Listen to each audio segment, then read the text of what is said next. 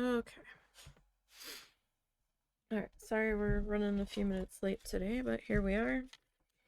Not completely finished setting up yet. Getting there. Alright. So, we have been working on following along with Bob Ross tutorials while needle felting. I did a series where we were working on 8x10 sizes, and lately we've been working on making magnets. So this is a 3" by 3" wood square. It's pretty thin. This is what I attach our needle felted magnet to. Just so it has some more stability and it's a little bit stiffer. It'll hold up a little bit better. So we've got the link in the chat now. We're going to pin that for anyone that wants to go and view the tutorial in full. And I've been trying to use up my less desirable pieces of felt, we'll say. So scrap pieces, oddly sized pieces. I'm not sure if this is a little bit small. We'll give it a go.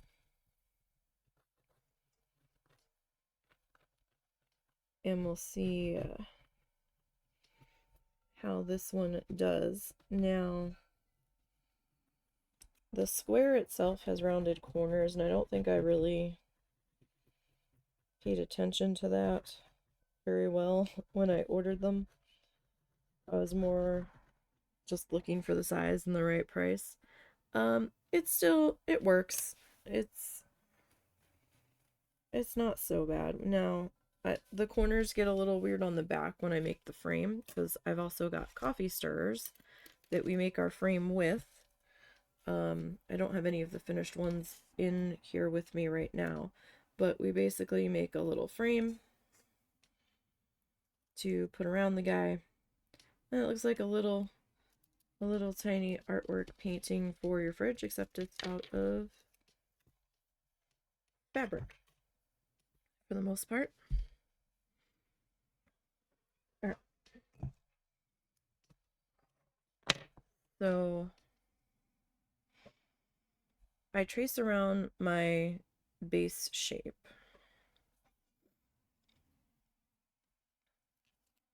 Just so I can keep track of what size we need to be. And then I grab some tape.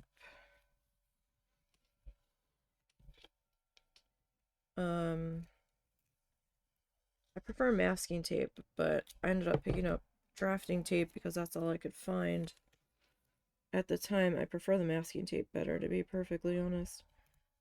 And I just kind of put the tape on the outside edge of my pen line. It doesn't really do much of anything except allow me to keep track of where my pen line is.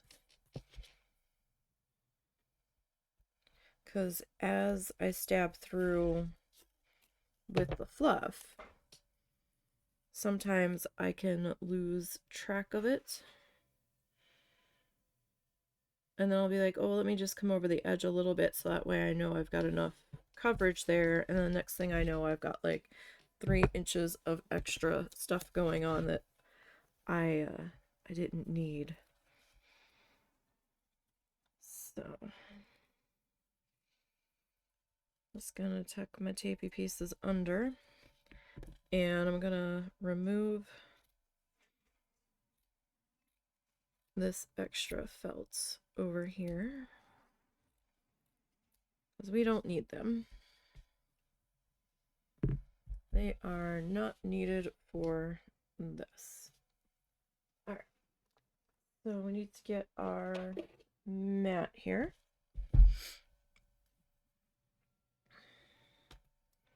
And I don't remember if I cleaned the mat from the last time we used it. last week, so I'm just going to do a quick pass. This is just a basic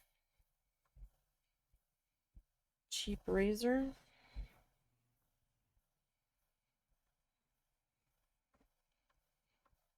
That I had gotten from the dollar store, and they suggested this as a method to clean the mat. It's not going to get everything, but it has been getting a good amount. You can also get in there and try to pluck it with your fingers. That might take a few minutes though.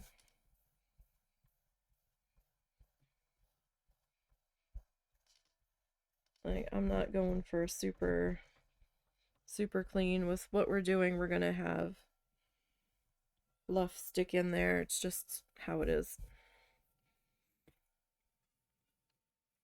Now this mat cost me $30, but the last one I did get like a good year's use out of before it got a little extra lumpy and was a bit of a pain to deal with. So I've been trying to make sure I'm not needle felting in just one specific area on the mat. So I have been trying to move around a bit. And all that. Sorry, I need to adjust the camera a little bit here. And we can come in a little bit there. Okay, that's a little more centered. All right.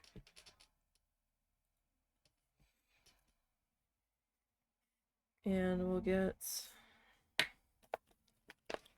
little bit of water. That's too much.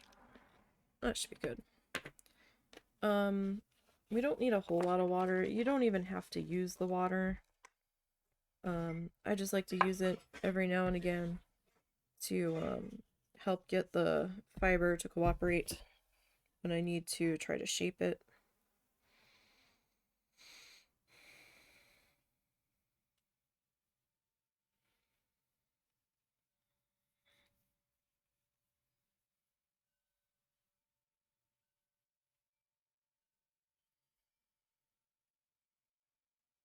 Okay.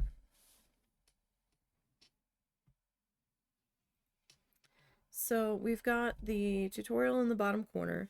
I have it muted, but I should have closed captioning on. If you can't read it and you want to see it in full and larger, that's why I have the link to the original tutorial pinned in the chat. That will take you to Bob's YouTube channel, or the Bob Ross YouTube channel.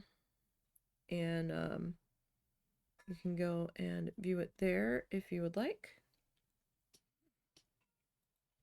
We are going to hit play on the tutorial and we're going to see what this one's going to entail. So it's called Evergreen Valley. And he jumped right in with some alizarin crimson, which is interesting. Oh, hold on. I didn't put my horizon line in. Well, you know what? Let's let him go and then we'll put the horizon line in.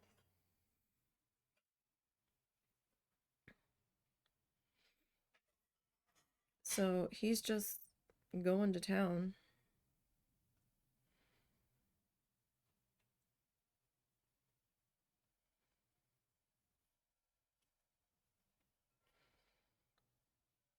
So we had that alizarin crimson color, and then he's going to take phthalo blue,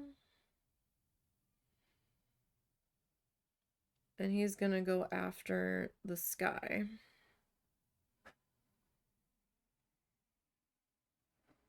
So the sky is kind of got like this blue color into this like pinky color.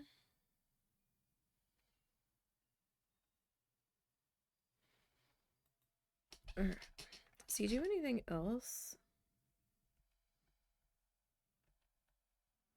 Okay. So he blends them. Alright, so I need to actually take a moment and put a horizon line in here.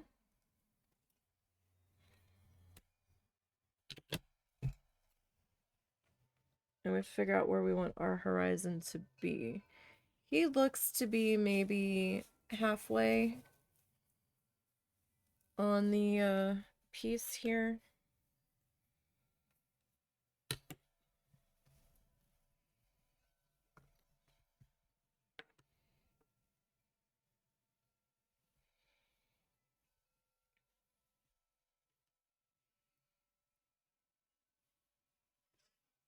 Roughly.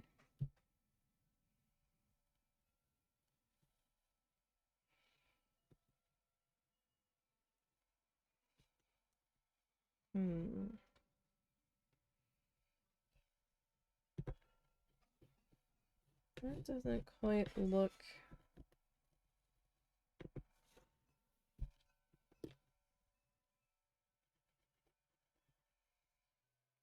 I mean, it's not terrible. He's got a good amount of mountainy action that's gonna happen here.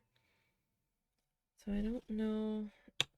Maybe I come down just a smidgen more.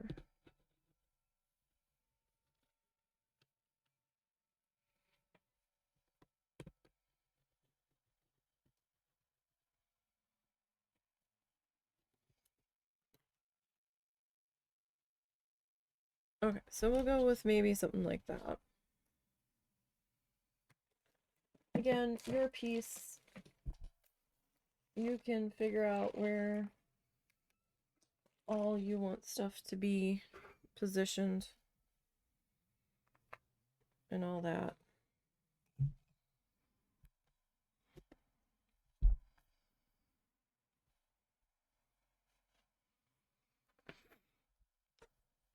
Okay, so now we need to pick out our color. Traditionally people use roving for needle felting. I use acrylic yarn. It fits my budget a bit better. There is a bit more prep with the acrylic yarn as opposed to really no prep with the roving. Because the roving comes fluffy and all ready to use. The acrylic yarn, you know, it's on its skein and it's all twisted up, so you kind of have to cut some lengths of it and brush it out. I have a prep video on my YouTube channel, or you can look up how other people do it on YouTube or what have you. And pick which method you prefer. So he's kind of got like a bright blue for the sky.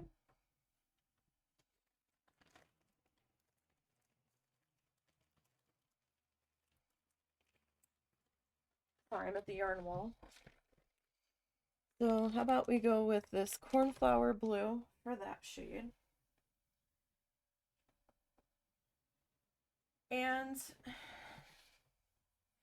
the alizarin crimson always looks more like raspberry to me, or kind of feels like it matches more of this raspberry color that I have, but that doesn't really necessarily look quite right when I use it.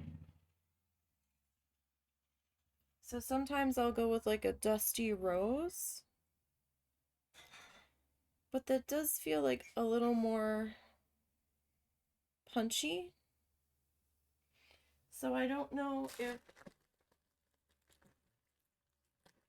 if I should go with this color or not.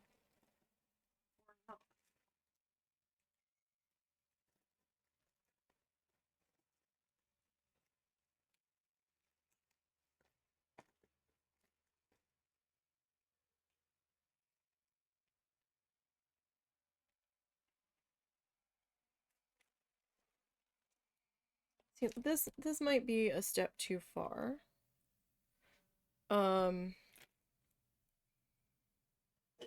As much as I kind of like it, I think we'll go with that one. It might be a little too bold for this.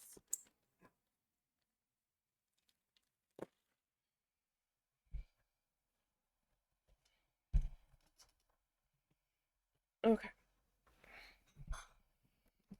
Now, the first day is always a little boring because we're laying our background foundational colors in.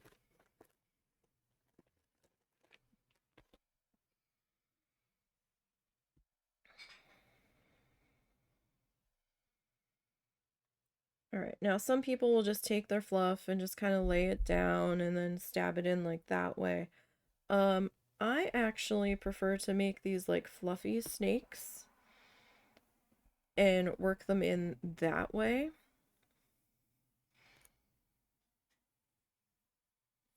It's just how I prefer to do it.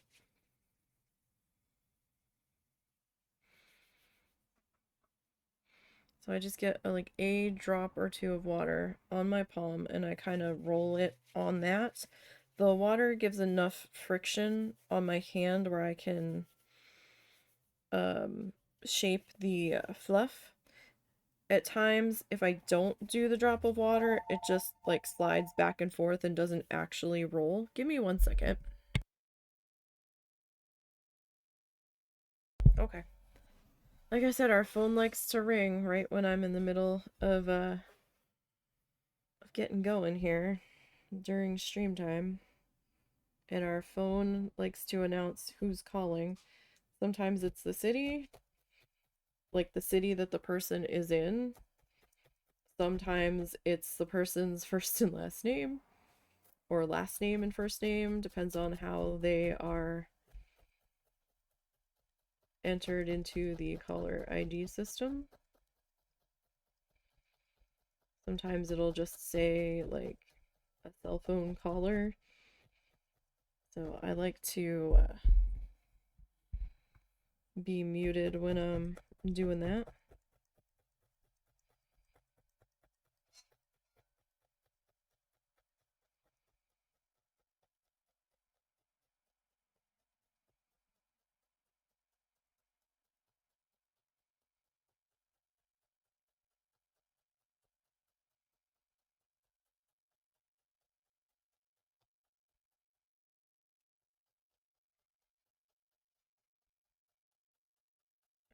Now I'm using a small gauge needle.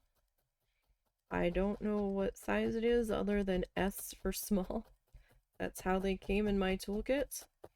Some toolkits come with like the number gauge of the needle on there. I don't know. This is how my toolkit came. And I haven't had to reorder any new needles yet. So we're still working with the same lot of needles that came with my kit. We try to be gentle with our needles.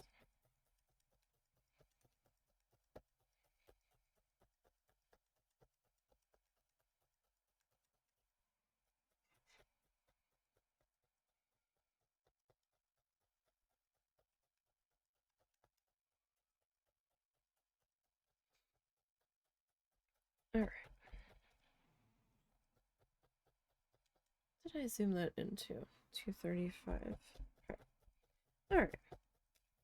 So it's just gonna be a lot of this. Now, because I'm using a fabric mat instead of like a foam mat, I do need to peel it up off the mat every so often, just to make sure we're not getting too attached to the mat where removing it's going to be an issue.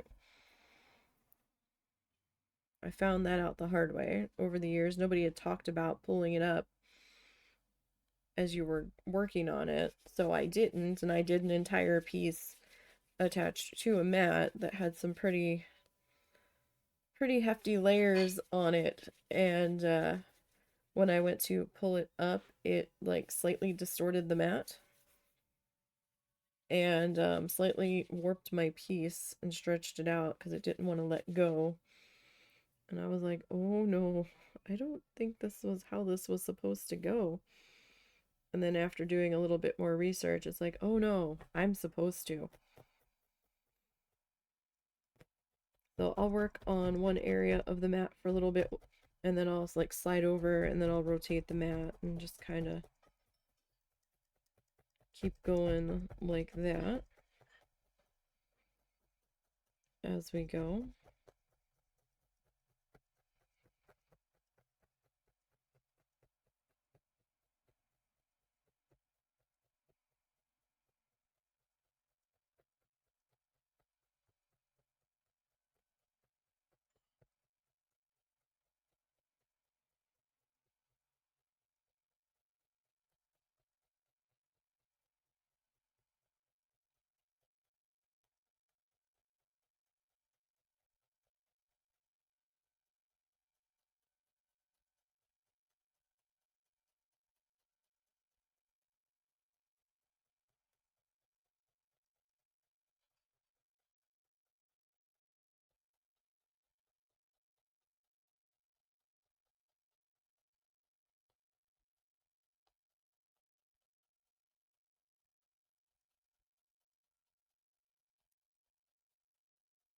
Pretty. We'll get this guy worked into here.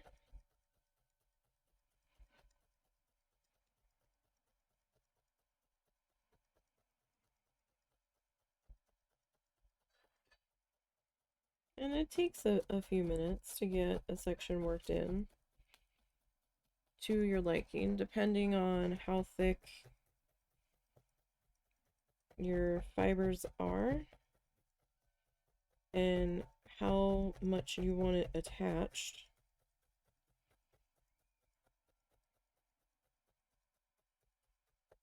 And if you have any thin spots poking through, I don't normally use white felts for this stuff,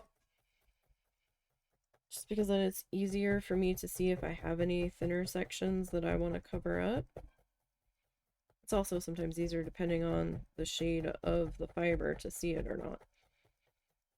But like I said, I've got, when I first started out, I had picked up a pack of what I thought was like 8.5 by 11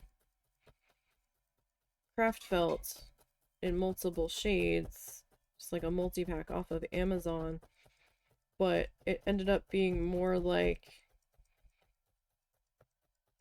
7 and change by like 10. So it was a little small for what I wanted to do with it. So I ended up buying different felts in person at the craft store that was like 9 by 12, and then I knew that it was more than the right size. You don't necessarily have to do this part where you're brushing down the back of the fluff. It's just something that I have found over the years helps the front sit a little bit flatter, and I don't have to worry about too many like divots and valleys on the front as I'm adding layers. I also can't go too layer heavy with these because then they won't fit with the frame. Evening, Ari. Or mornings, rather, not evening. I got distracted. I was looking at another message that popped up here. Hope you are doing well. Alright, let's see if I can report this without taking my finger protectors off. To post a link to Dreamville where people could buy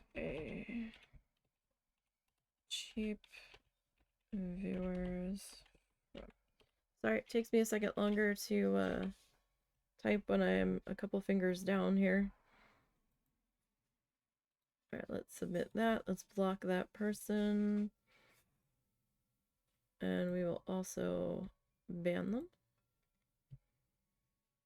Stop being so good at arts and crafts. I'm sorry. We haven't even done anything yet today. All we've done so far is draw a line on some felt.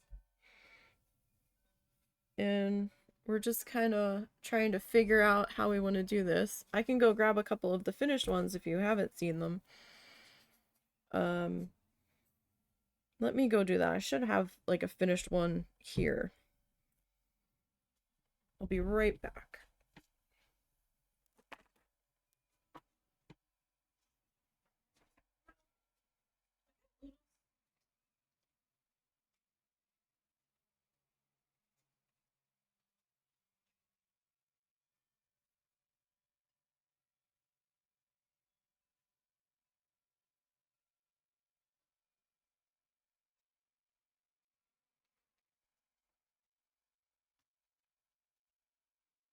Kit Kat, don't be getting into trouble.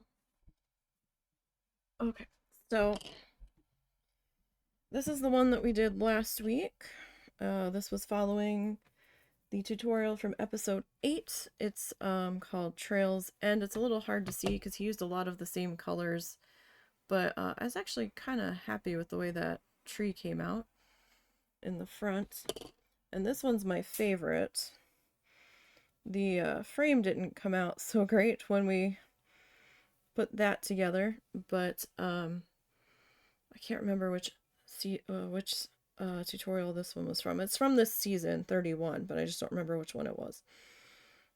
And that is one of the other ones that we've done. We made the frame on there from scratch on both of those guys. And now we're just gonna start to work on getting our sky in here on this guy.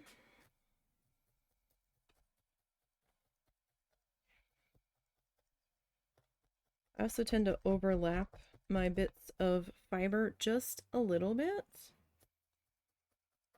so they don't get like a weird seam in between them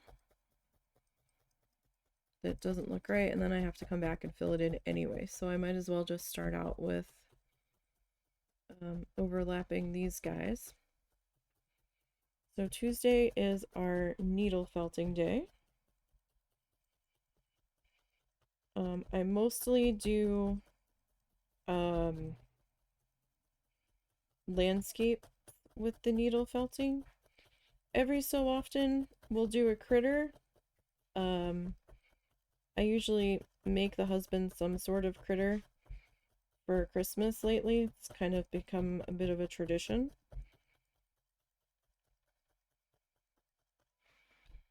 I'm not sure what I'm gonna make him. Oh yeah, I did figure out I'm gonna make him next Christmas. Or I guess this coming Christmas. Since we are into 2025. I'm gonna make him a banana slug. I'm gonna try to put a top hat on it. Hopefully that one won't take me an entire month to do. His Chungosaurus that I made him,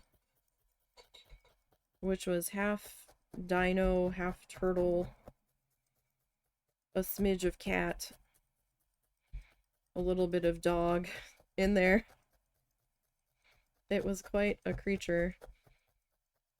That took me the entire month of December because I was a little behind getting Christmas presents done that year, and I didn't actually finish them until I think New Year's Day or New Year's Eve. It was one of those. I can't remember which day it was, but that was doing multiple multi-hour streams a day. Like we were we were well beyond the normal stream schedule when I was working on that one, because I was trying to push to get that guy done, and in fact I had a couple recordings on that one too.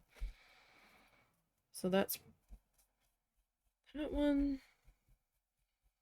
I think that one's on the Nisey Needle Felts playlist on the YouTube channel. I'm gonna slide over just a little, just so I'm not in the same spot.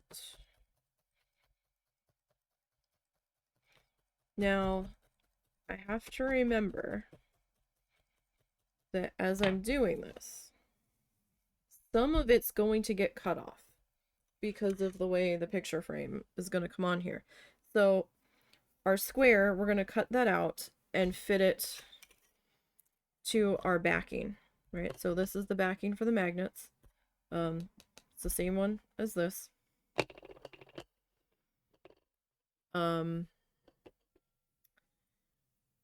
So we trim it up, make sure everything is still fitting in there, cut off any of the excess, and then I lay on the frame. Basically, we build a box around it,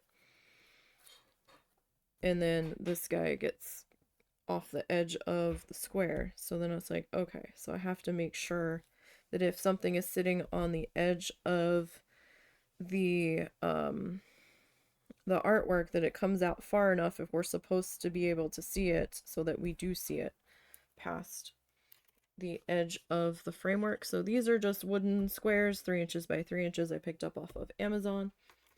These are wooden drink stirring sticks. They're flat. Well, they're pretty flat. Picked these up off of Amazon as well. A pack of 150. It was like under, was it about 10 bucks? We'll say maybe around 10 bucks. I have to go find the links for them. I should have found the links and put them in the video description on the YouTube archive of it, but I kind of forgot to. I need to go find it and add the link and update the posts. I might be reopening the eBay store soon.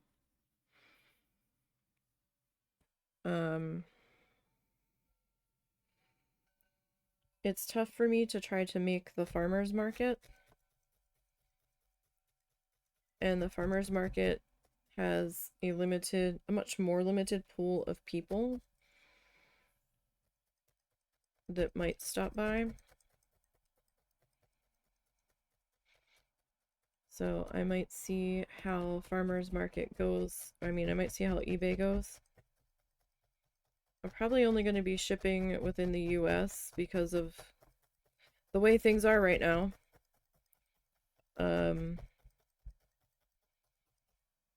But it would still be a potentially larger pool of people than just at a local farmer's market. And I wasn't technically selling the stuff at the farmer's market, I was giving it away. And then I had a tip jar and people tipped if they were able to. So maybe I'll try to sell for a couple of weeks on eBay, see what happens there, and then in the middle of the summer, whatever's not been rehomed, take it to the farmer's market and see if anybody would like to give it a new home. And we'll see what happens. I think I made about $50 in tips, roughly, on the one I did last year. I had a fair amount of little mini paintings, though. And I don't have as many mini paintings this time.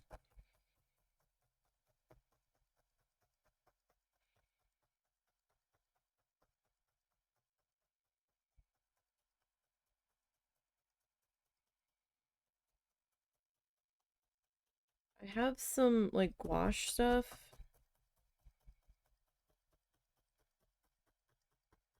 that I wouldn't mind adding to the rehoming list, but I think if I do it in person and those go to the farmer's market, it might be better to laminate them to give them a little bit more protection. I don't know, because you really can't seal gouache. Okay, let me rephrase that. Excuse me. Acrylic gouache, you can, because most of the colors, with the exception of a couple darker shades, don't reactivate when another layer is introduced to them, but regular gouache does. And I have just the regular gouache, not the acrylic gouache. So I'm not sure how I want to handle that. Because I really don't want to go and buy frames for stuff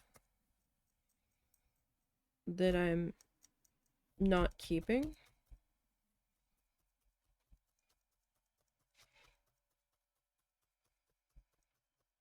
And putting it under glass would be like the better protection option on it. But I also only have so much space on the small table that I have.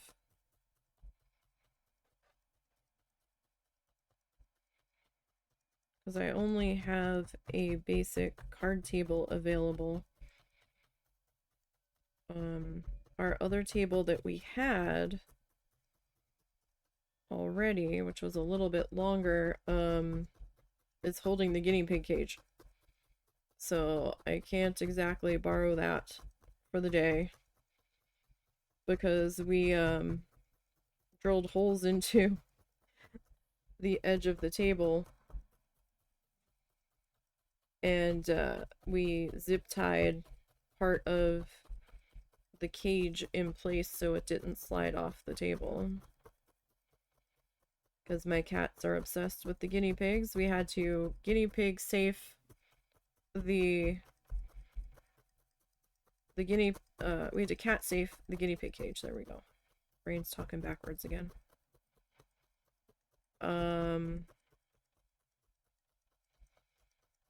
So we had to buy chicken wire from Lowe's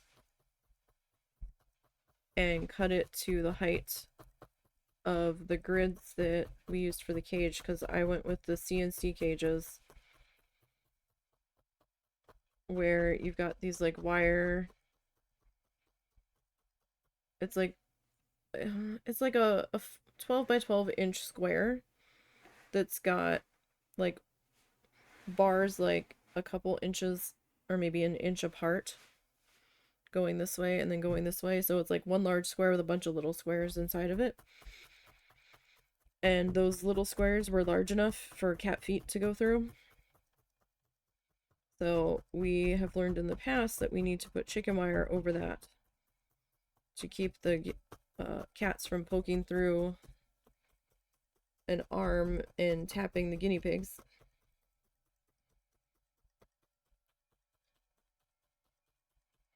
So we have to be careful when opening and closing the cage that we don't get ourselves on the chicken wire, because even though we tried to cut off and bend over the sharp bits that had to get trimmed, it's still possible to give yourself a good poke there. Alright, so I think, do I need to do something there? Sometimes it's hard because the shade of, no, I think we're okay, because the shade of the fiber sometimes has white running through it, which is why I don't normally use white as my base. So, kind of hard to see the thin spots when it's on a white background and you've got white running through your fluff here. So, he actually has the pink in his sky coming out to the edges. So I guess that's what we're gonna do. So let me tuck the rest of that blue. Now, once again, I'm using acrylic yarn instead of roving. You can use roving if you want to. This was just more budget friendly for me. I've got like a non-existent craft budget and art budget, so I have to make the most of it. Most of my yarn I got on deep sale, and it's just, you know, the normal skeins of yarn that you would see off the shelf, and then you cut lengths of it and you brush it out to get it to this state from its twisted yarn crochet knit state.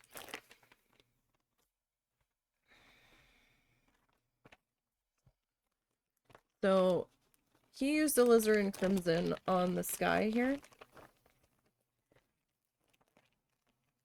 And I have a color that's a little more of that shade that I showed earlier. It's more of like a raspberry kind of color. But it might be a little too much. What's up? Hey. Hold on a second.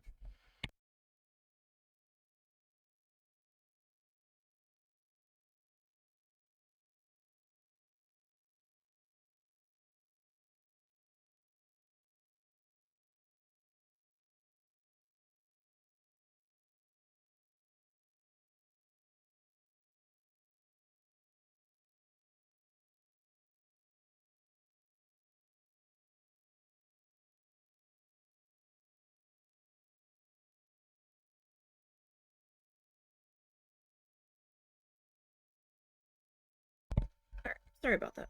So I'm gonna go with more of like a pink color. Not quite as bold as the raspberry color. The raspberry color just didn't feel right for me. And he tends to make stuff a little bit darker, I think, to show up on the TV cameras.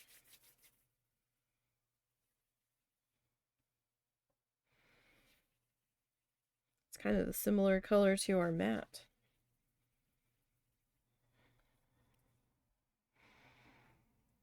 Alright, so gonna work on getting this guy popped into here. I'm gonna come up onto the blue just a little bit.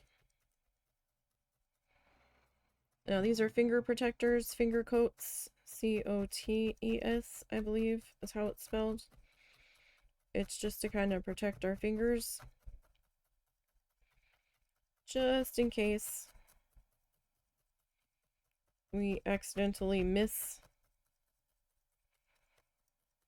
and get a little too crazy and accidentally hit our fingers that are currently in the way.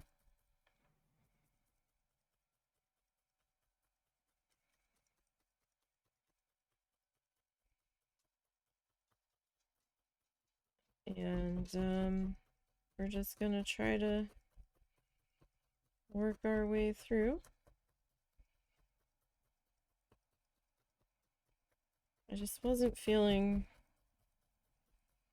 confident enough to go with the bolder raspberry color. I wanted to go with a softer shade here, and that's entirely up to you.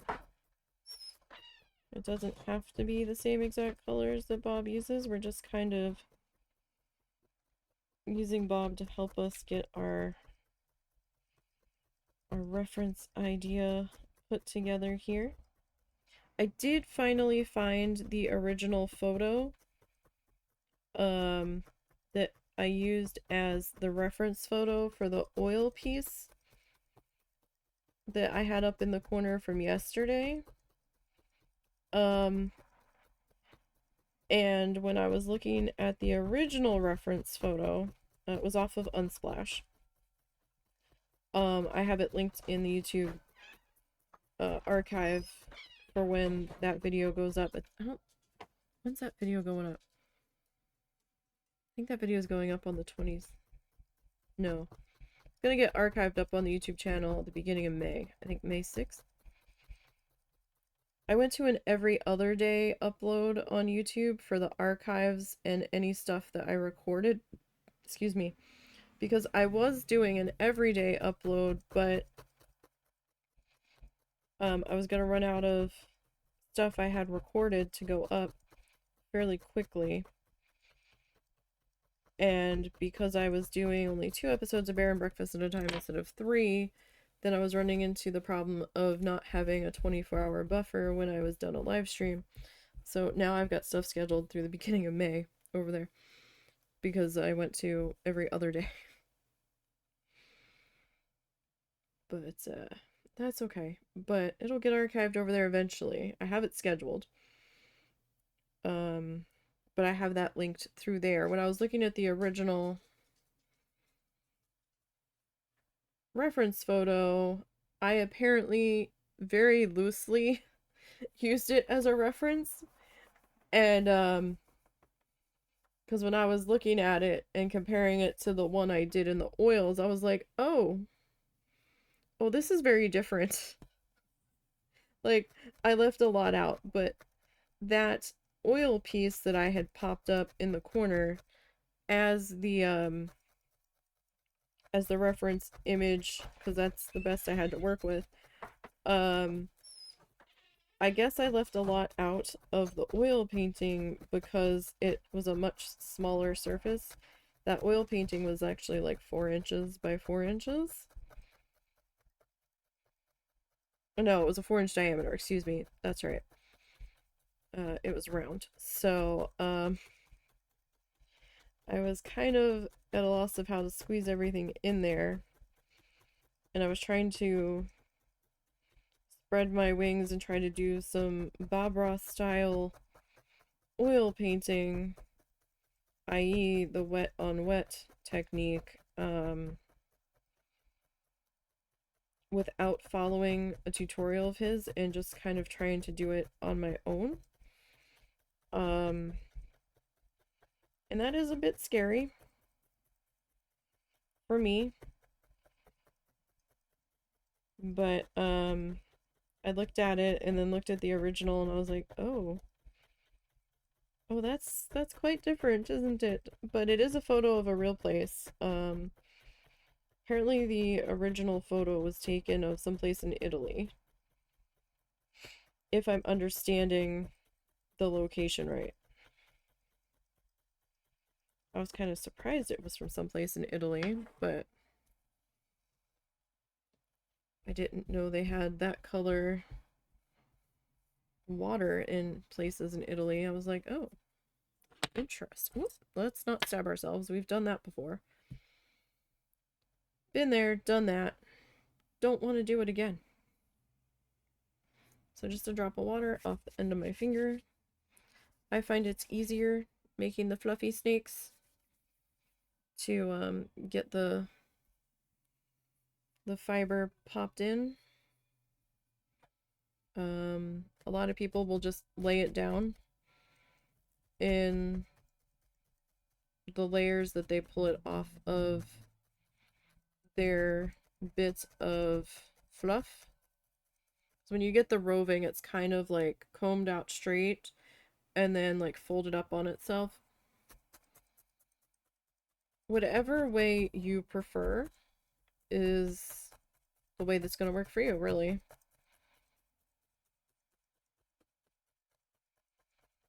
I've tried the just laying it out flat method as far as, you know, doing it with the acrylic yarn, and I don't like that as much as I do making the little fluffy snakes. I feel like I keep having to add more and more layers doing the lay down flat version.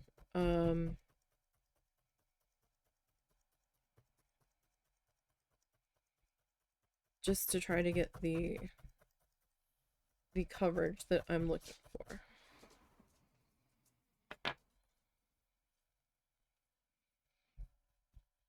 Alright. Again, I'm using the fabric mat, so I want to pull up off the mat every so often. Preferably between every bit of color that I am laying down. And I'm trying to flick off any of the extra water. I really only need like a drop to get the job done. We're not doing wet felting. This doesn't need to be saturated. Wet felting is a whole nother ball game. And I have not really gotten into that, but I think the wet felting you would most likely need to be using the roving. Excuse me. I don't think you'd be able to get away with using the acrylic yarn with it, although you might. I haven't really dipped my toe into that particular adventure. I think I'm going to stay where I'm at. I was intrigued by potentially doing trying stained glass, but I get nervous using hot things, so like even using the wood burner makes me really, really nervous, because my hand likes to just suddenly let go of stuff. So it's scary enough for me using the wood burner because I never know when my hand's going to be going to decide I don't want to hold this anymore. So I really don't want to do that with a soldering iron. And I don't really use the wood burner anymore, just because I'm a little too nervous about what might happen.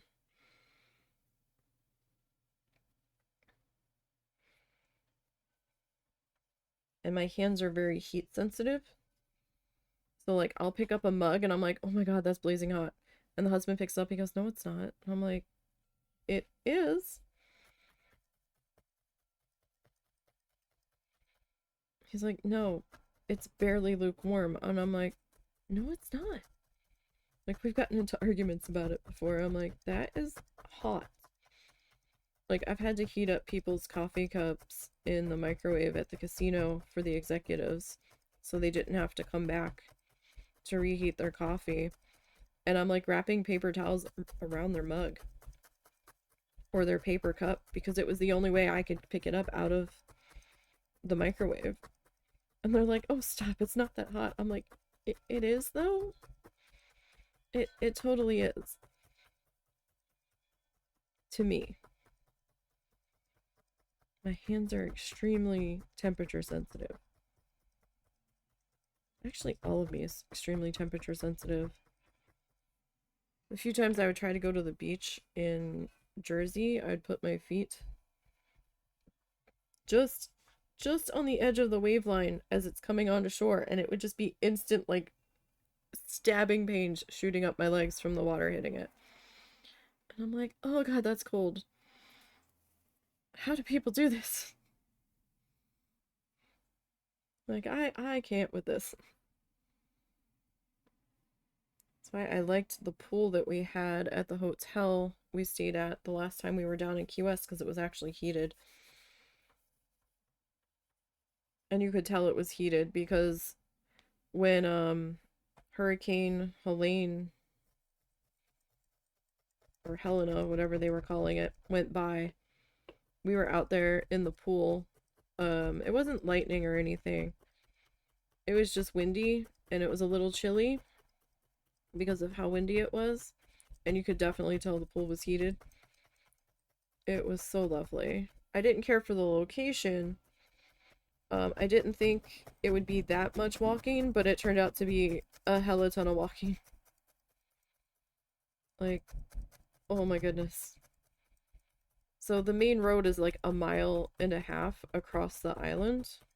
And we weren't at the very end, but we were close enough where we were probably averaging 2 to 4 miles of walking on foot a day. So if we ventured out for breakfast and breakfast was at the other end of the road, and we walked down there,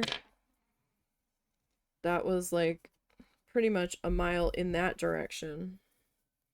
And then we had to come back to the hotel to kind of hang around until lunch or dinner if we weren't out shopping and window shopping and exploring or doing other things. It was a lot of walking. I think the one day we might have walked almost 6 miles back and forth. Because I think we ventured out for breakfast and then lunch. And in a couple days, we just ordered lunch and had it delivered to the hotel. Because we're like, yeah, no, that's okay. We could have driven the car. But parking can be a pain in the ass to find at times. And the one time we were there, I guess it was because there was a special event going on in town. Parking was hella expensive. But this time, close to the end of our trip, we found one lot that was $5 an hour, and we're like, okay, that's not so bad. We've seen it be a lot more than that. And they had spaces. So I think we like went down for lunch and we weren't sure how long lunch was going to take us, so I think we ended up paying for 2 hours just to be on the safe side. I think we were there for like maybe an hour.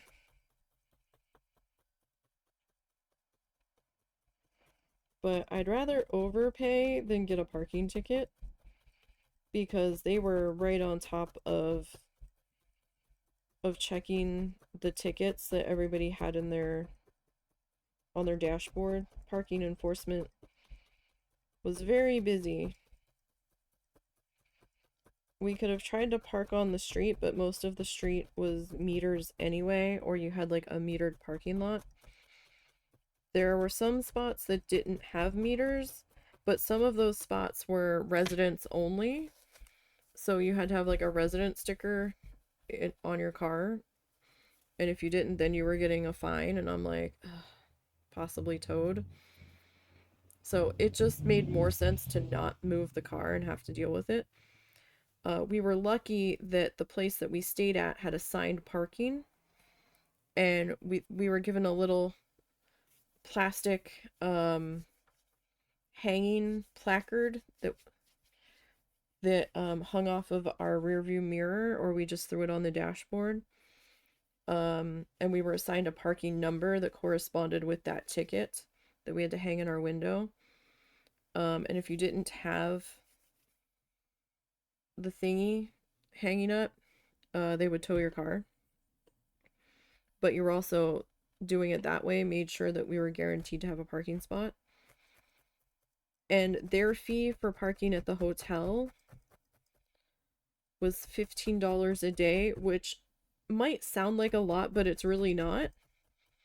Because at the other hotel we stayed at that was more centrally located on the main road where everything is touristy wise, that was $30 a day just for parking. And because we had been talking to the one lady that was checking us in, because we're like, how much is the parking fee a day? Because we didn't see it mentioned on the site, just that there was a parking fee. She goes, it's $15 a day. And we're like, that's it? And she goes, yeah, why? I was like, we were paying 30 at the Marriott down the street. And she goes, what? She goes, are you serious? I'm like, yeah. She goes, oh my God, she goes, that's a lot. I was like, yeah. She's like, no, it's 15 here. I'm like, so, okay, so we didn't really want to move the car because we were already getting a fairly decent deal for the day. Parking is at a premium there because the island is so small. And they try to encourage people fly in so that they don't have quite so many cars. And the streets are really tight and stuff. So they do quite a big electric car moped rental business down there. I mean, it still takes up space, but the electric cars, like the golf carts, they're not as big as some of like the big ass SUVs. We just had a small Toyota, so like a four-door Toyota. Like we didn't have this big ass SUV or anything.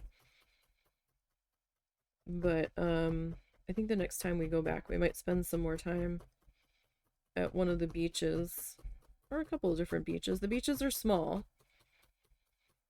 and they're rocky, so you definitely need to have some kind of water shoe.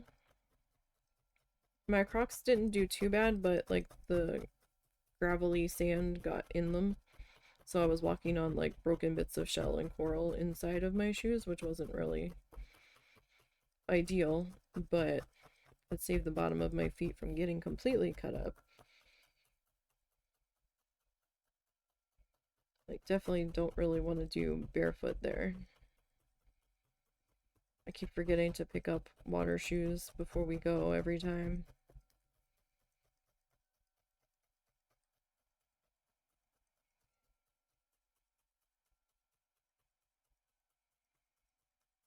But I did pick up 2 sun shirts out of necessity. I really was looking at them because sometimes I can burn and sometimes I don't. And but they were kind of expensive. Their ticket price was $50. Of course, you know, because it was Banana Boat branded, so that's not a surprise. But they were also like rated for the equivalent of SPF 50 protection. And I don't always like putting sunblock on. Sometimes the smell of the sunblock can trigger a migraine for me. Not all the time, but sometimes, so I'm real hesitant wearing it. Um and then my skin feels like it can't breathe with it on.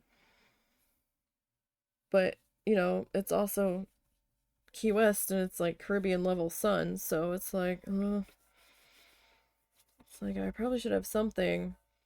But even though they were $50, like everybody was selling them like 50% off. And I had looked at one place, but they didn't have a size big enough for me. So I was like, well, darn. So I didn't look anymore. And then I got burnt to hell. My chest, my shoulders, my arms, like the wind blowing, I was like, ow. It wasn't sun poison, but it was definitely sunburnt. So I was like, I can't be exposed to the sun anymore while we're here. And it's really hot. And I don't really have too much in the way of long sleeves with me. At least these SPF shirts were a little bit breathable. So I got one and then I was like wearing it in the pool, but I'm like, well, wait, now I can't wear it out because it's dripping wet. So I ended up picking up a second one, so I've got 2 now. And then I had one for when I was at the pool, and then I had another one for when we ventured out. So I was like, well, I mean, I can use these at home too. I have used the one a couple of times when we went walking late in the evening before the sun went down. Just to kind of keep me from possibly getting burnt. And it was too warm for any of my other longer sleeves. That and to keep the bugs from getting my arms. Because we can have a lot of mosquitoes in the area at times. So I was like, yeah, let's protect my arms because I had pants on. I love these pants that I get at Walmart. They're not exactly yoga pants, but they're not like jeans either. They're just like a soft, stretchy. They're not like legging. There's a little bit of stretch to them. They're just athletic pants. I think that's from Athletic Works. And they've got an elastic waistband. They are comfy. I don't feel trapped in them. and uncomfortable like I do with jeans. And I have a couple pairs of jeans that it's kind of like a jean material, but it's kind of like a legging, but you can't really see through it or anything. It definitely feels like a denim material. Those are okay, but I much prefer these ones. Alright, that's not so bad. So, but it is kind of just like straight. So I'm gonna grab a little bit more of our pink here. And I'm gonna kind of add just a little bit here and there, just to kind of break up the straightness of it. Because I kind of think maybe we need that. Maybe it's just a bunch of cloud hanging out here that looks pinky. There's going to be more stuff sitting in front of this that's going to like come up over it, so I'm just going to break it up a little bit. Just so it's not like a solid straight line here.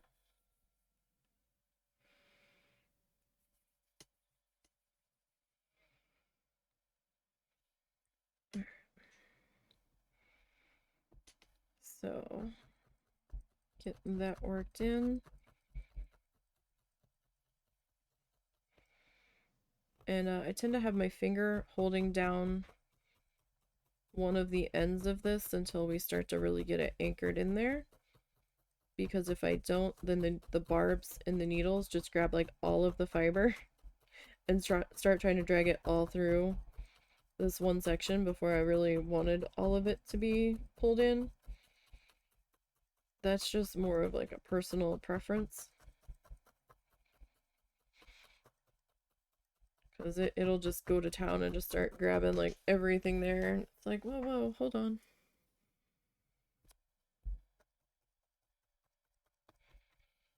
Alright, so we'll go with something like that.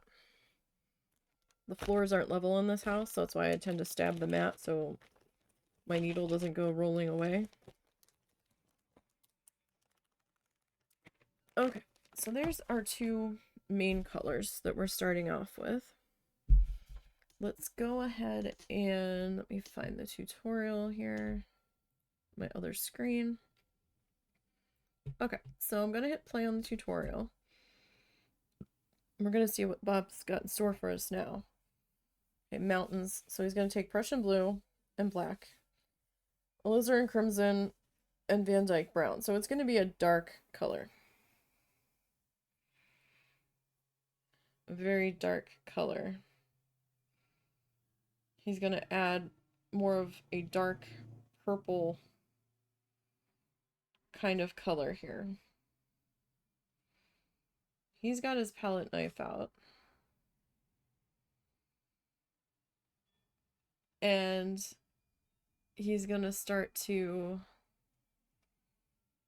add the edge of the mountain in with this color.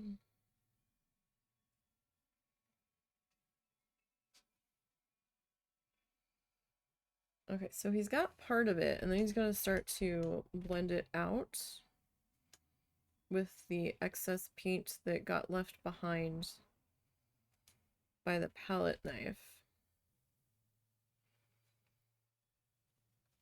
Okay, so hold on, Bob, before you go too crazy.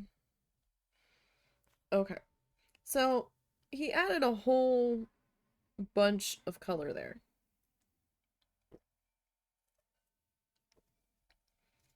Like, a whole bunch. I think we are going to add some purple to that.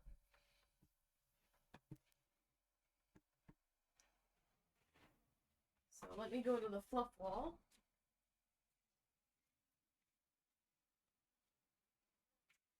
Boy was sitting there like you. Okay,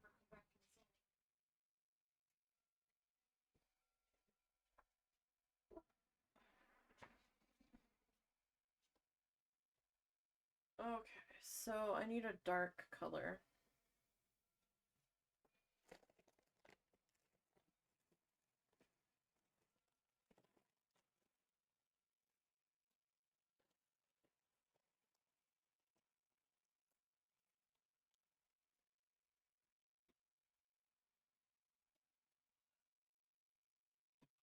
I really need to get more yarn.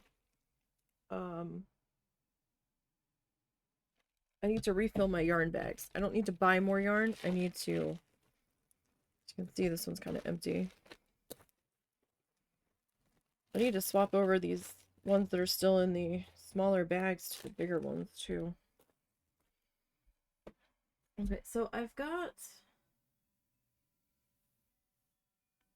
I mean, you can get a purpley feel from that. So we're going to use dark aubergine. I actually thought this was darker than this. This feels kind of light.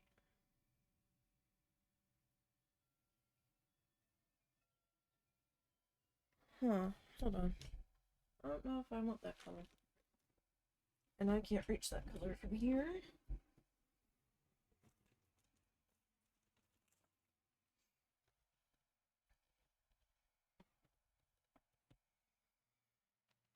So, I think, you know what? I don't think dark aubergine is quite the right color. I think we're gonna go with this jam color.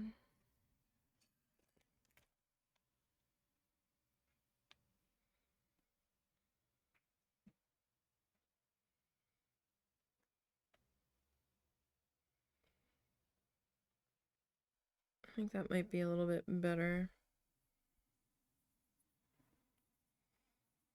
Alright, so I'm gonna make our fluffy snake.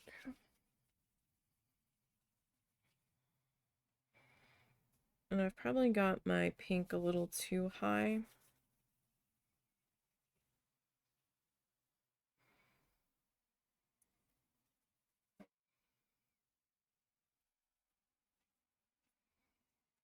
Alright, now there's like a fine line that you kind of have to walk with this.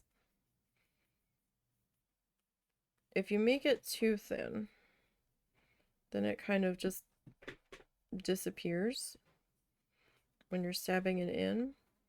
But I don't want it to be too thick either. Okay, so this one kind of comes off the side here.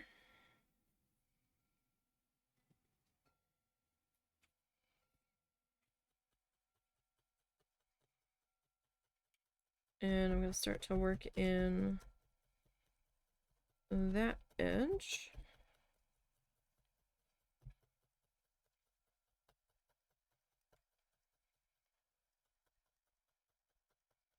Now, I don't have a ton of pressure on this tail. My finger's just kind of resting on it because you want it to be able to grab some of the fluff here.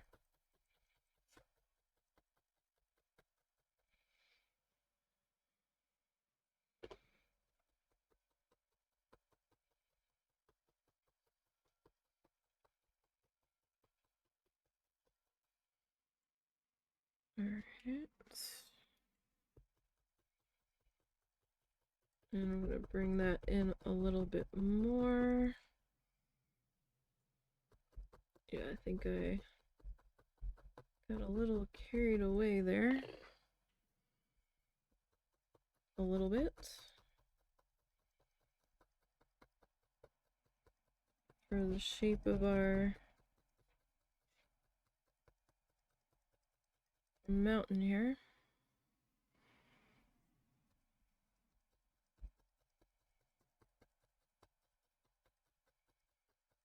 But everybody's mountain's probably going to be a little bit different.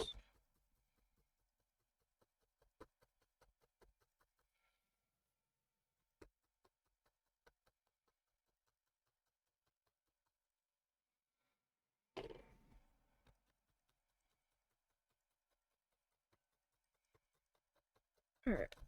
And then this guy is gonna kind of come out this way. It kind of looks like it's gonna cover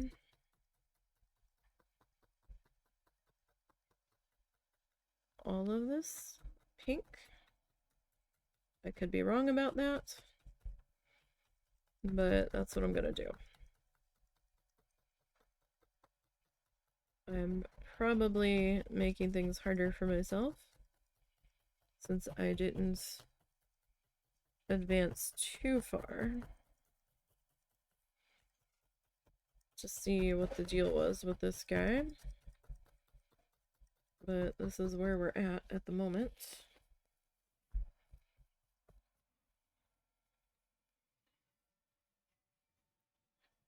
Okay. Now, do you want to see something? So we're at 406. Oh. Oh. Yeah, that was supposed to be a bit smaller. Because he brings another one in. Oh, well. Ours is this big. Okay. Well, you know, you win some, you lose some. Doesn't have to be an exact replica of his anyhow. It'll be okay. Alright, so I'm gonna try to follow this in the direction that our brush strokes would potentially be going in. Now, we haven't finished the piece from yesterday. We'll finish that next Monday. Just like how we won't end up finishing this guy today, we'll end up finishing him next Tuesday. The magnets take me about 2 streaming sessions, so maybe about 9 hours. At least when I'm streaming it. It's about how long they take me.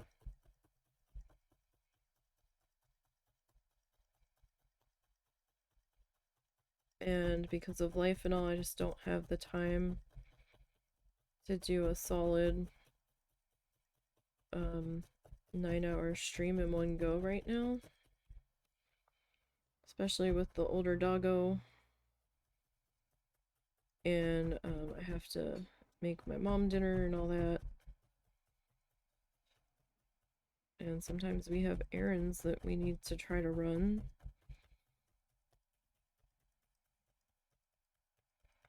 Oh. Okay. That spot doesn't really want to stab in. So is it something in the mat? No, it's just because of how thick that is right there. That's all.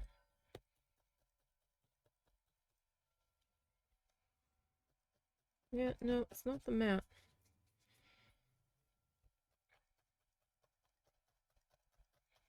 Just because of how thick I've got it right there. It happens.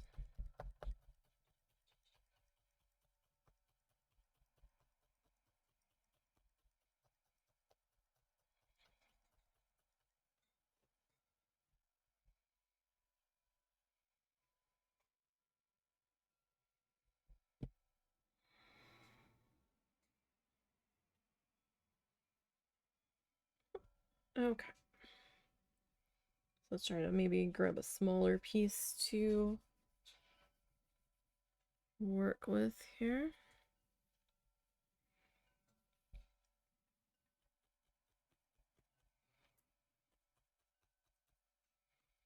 The bad habit of sticking the fingers in the way that aren't protected. Because, like, they're a little bit stiff. You can't really bend your fingers that well in these protectors. So my brain thinks that there's, like, a band-aid on my finger. And I shouldn't use that finger. which is ridiculous, I know, but that's the thought process my brain defaults to at times, and then I end up sticking the unprotected finger in the way until my brain registers the fact of, hey, what you doing? That finger should be in the way.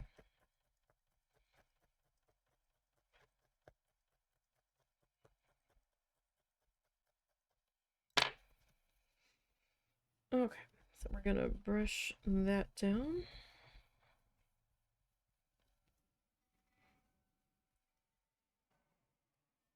Oh, the animal pack came out today for Planet Zoo. The Americas pack. I need to grab that. I mean, we won't be using any of those animals tomorrow, but I want to get it before I forget to get it, kind of deal.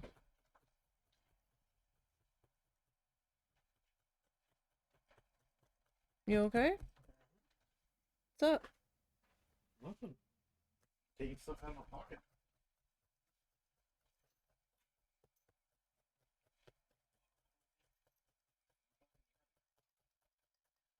Oh, was he? Yeah.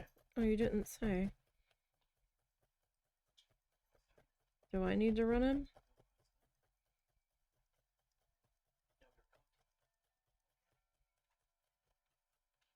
Or did he just want food now?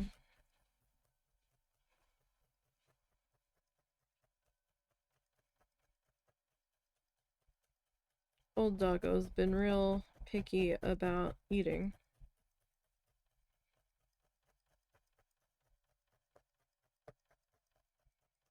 lately.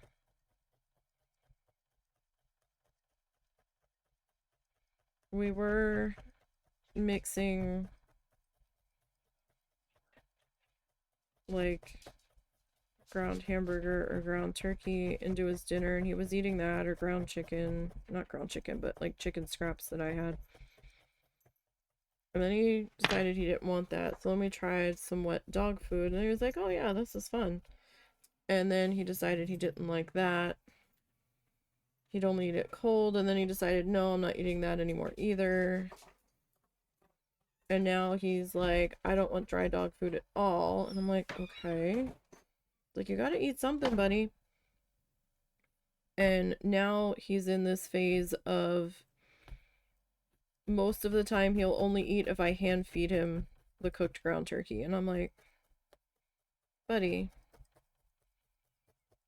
I'm not always available to do this. And before he was fine with just doing dinner, now he wants breakfast and dinner.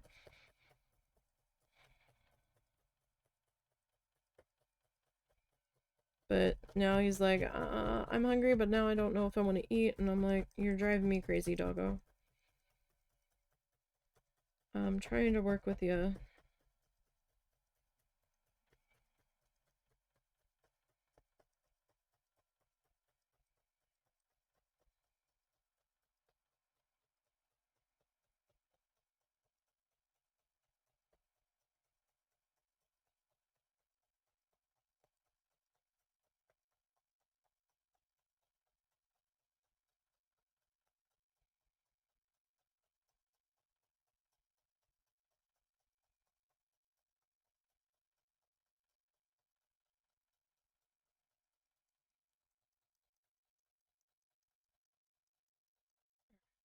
So I've got a little tiny speck of blue up there shining through.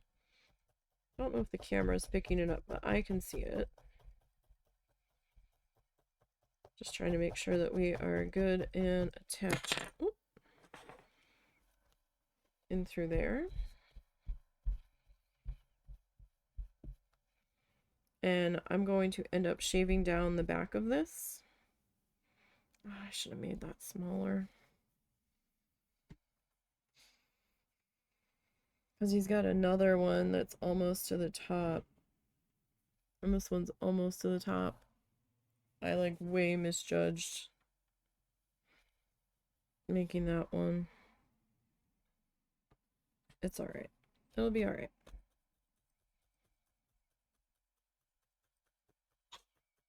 It will be okay.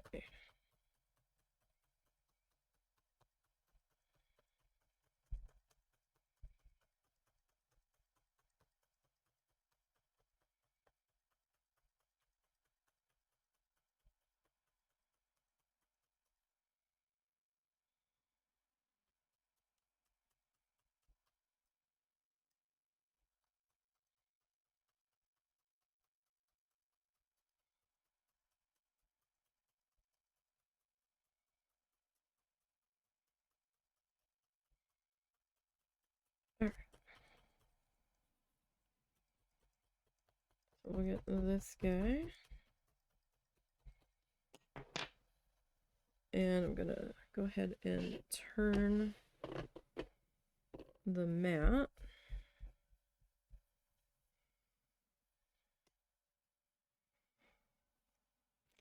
And we're gonna need a bit more color. I always have trouble working so tiny, especially with the fiber. Constantly misjudging the size of stuff.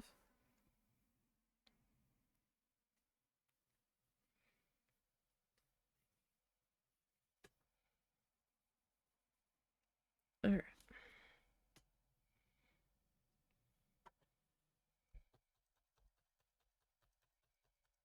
Get that guy popped into there.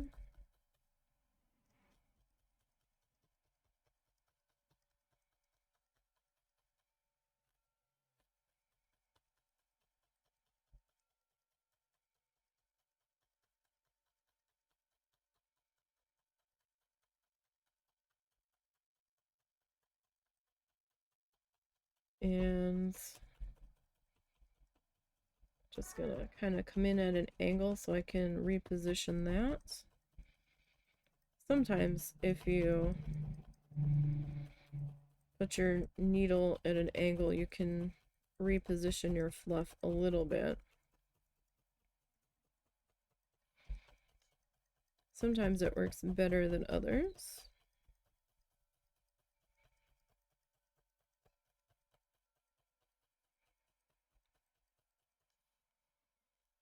Sometimes definitely better than others. Oh, there it is. Like, I thought I pulled more of this out.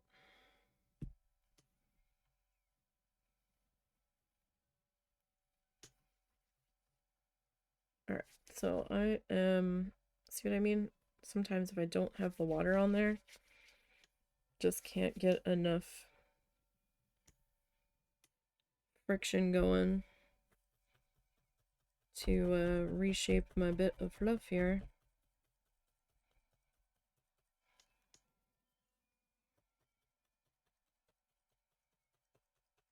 So we still have to highlight and shadow this guy.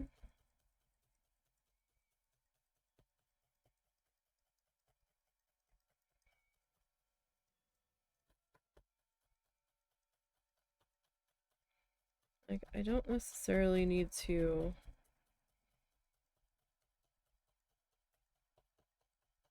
fill this guy in at the base of it 100%. Because I've got the other guy that's going to come in. Although, yeah. Was there really any point in this pink bob? Because now that I'm looking at it, you can see a little bit. So the other mountain, I might take off the edge a little bit just so that we can see a bit of our pink back there. I really don't want to start over. I feel like this is the way my mountains want to present themselves, so this is kind of what we're going to go with.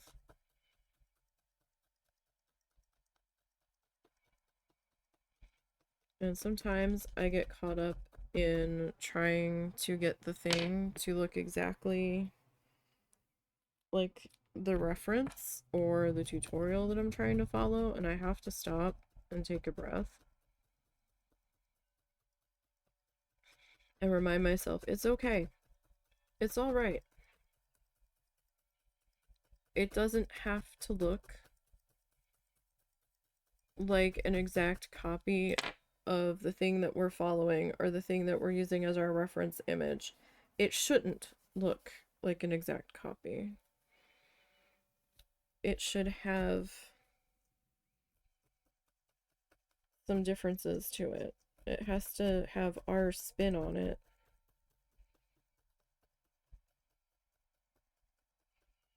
Because, like Bob says, everybody's gonna see the same image differently. It's just kind of like similar, but differently. Different things will stand out to different people.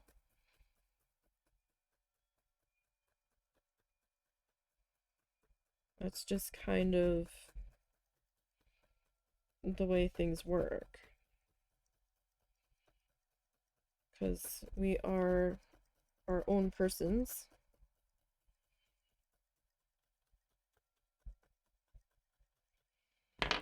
And I'm really bad at trusting the process. And just kind of seeing what comes about at times.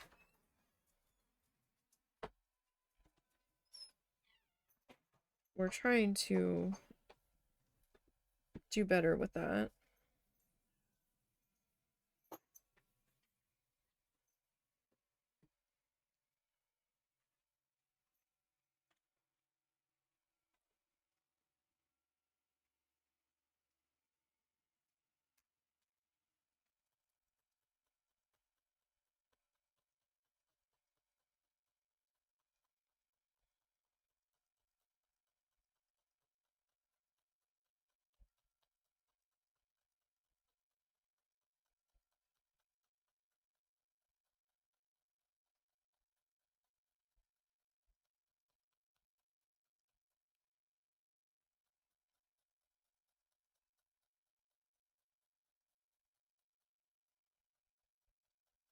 All right.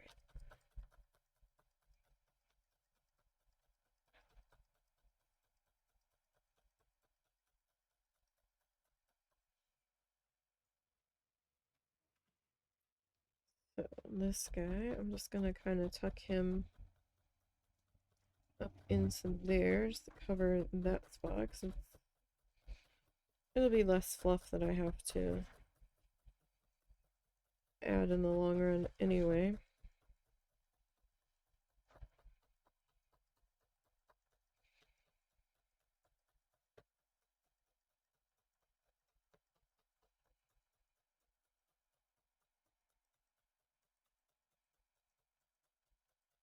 All right. I'll get this popped into here.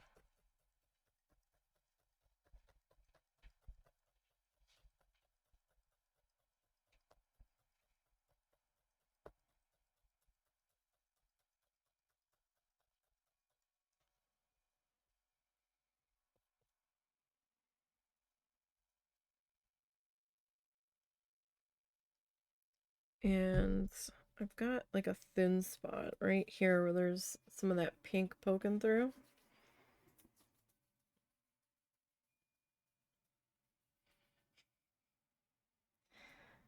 All right. So we'll work on this section here.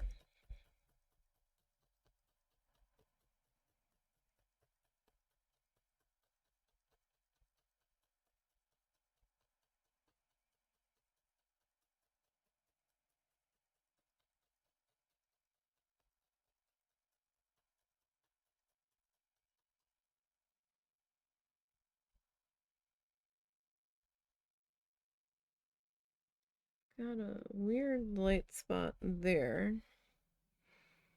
I don't know how I want to deal with that just yet.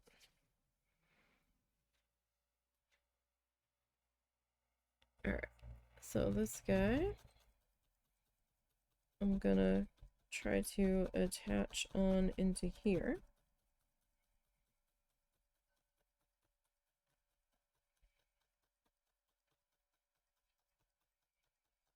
Just trying to see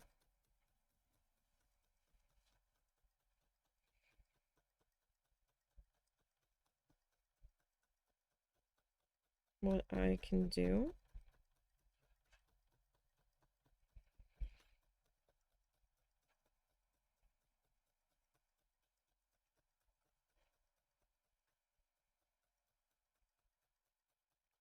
Alright, this guy I'm going to kind of fold up a little bitty tail there. And I'm just going to kind of backtrack it just a bit and try to get the spot next to it. Yeah, so I feel like kind of because I messed up. Well, I tentatively went in a different direction. There wasn't much point in putting all that pink in now, was there?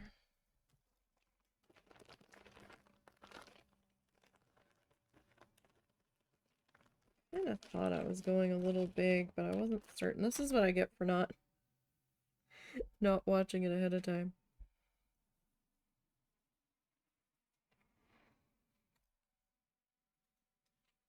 It's just only so many hours in the day. I used to do sketches of the finished one in my one sketchbook with colored pencils so I could kind of work out my plan of attack ahead of time.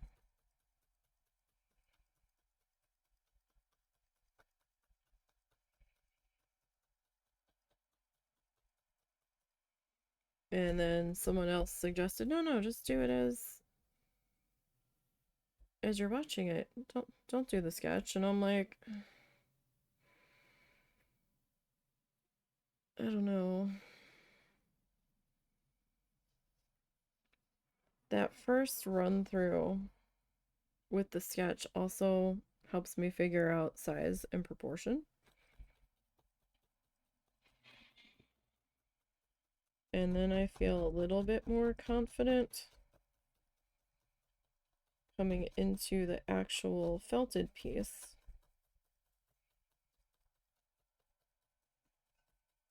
Because I've already kind of done a basic run through of it.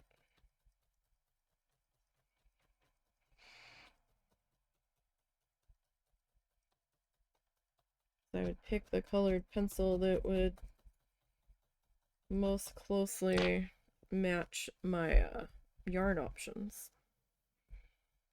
I would make notes about who was going to go where.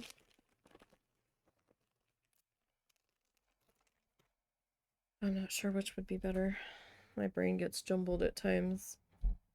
So it was almost better to have the sketch to work off of.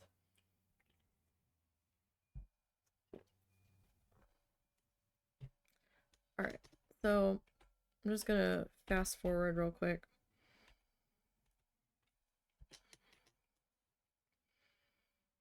Okay, so he's got the base mountain and he's gonna take white and midnight black.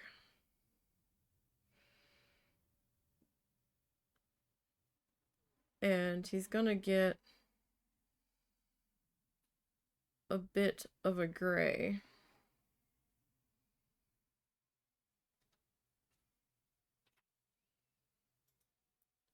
And then he's gonna start to highlight this guy.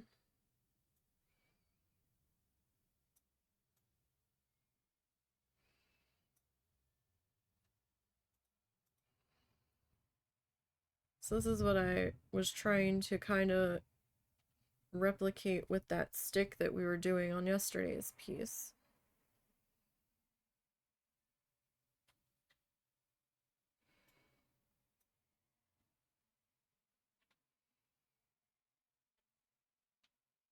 So he kind of, what he just did there is not something that we're able to do with the fluff to kind of indicate the shadow. I'm not sure what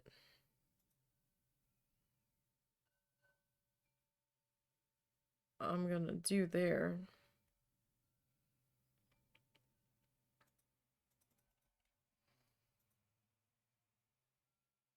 Okay, and he kind of taps the base of it out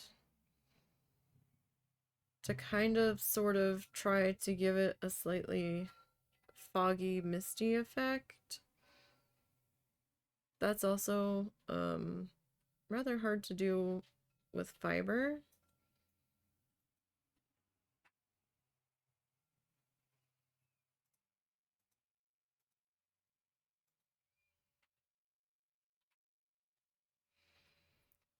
And he's gonna play with it a little bit. Okay, and then he adds the other one in. So let me... Okay, it's a little blurry, but it's like our best view of that at the moment.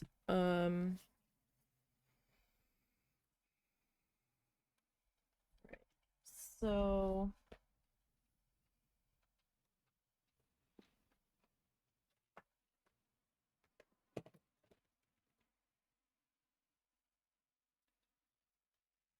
we need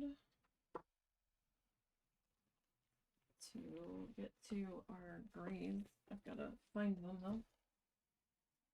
A bunch of stuff piled up in front of that section on the fluffy wall.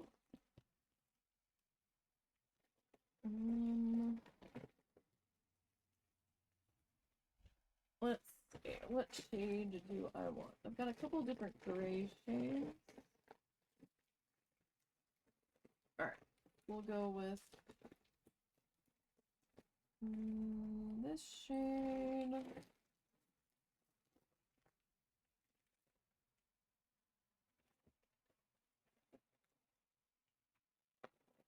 And dang it.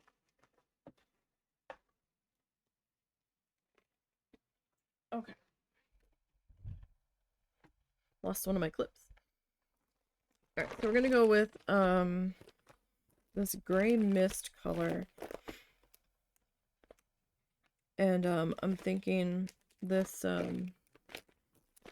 medium gray for our shadows.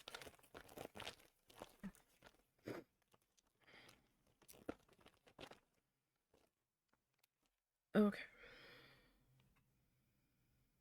So the gray mist looks very white. It's not.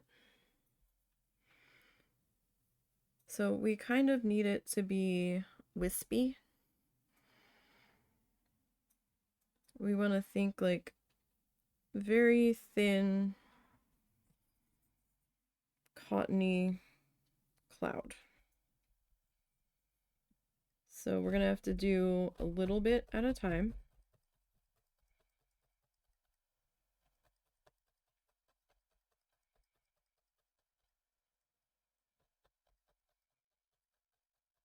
As we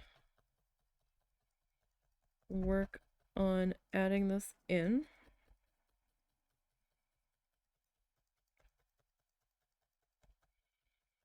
Because we want to see the mountain color underneath of it. Wow, this looks a lot darker against the purple. Doesn't that? That's kind of fascinating. Now, because it's so wispy and stringy, and it's a very thin bit of fluff,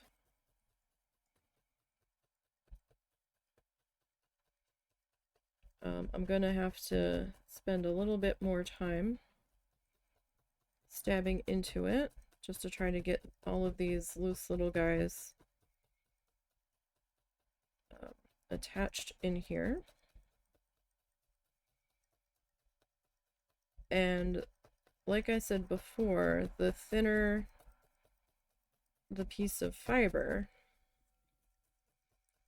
the more of it might vanish the more you stab into it. But I don't want these guys real loose to just kind of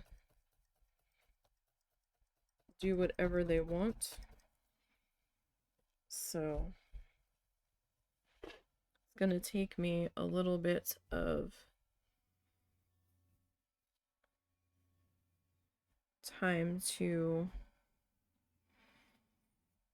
kind of layer this up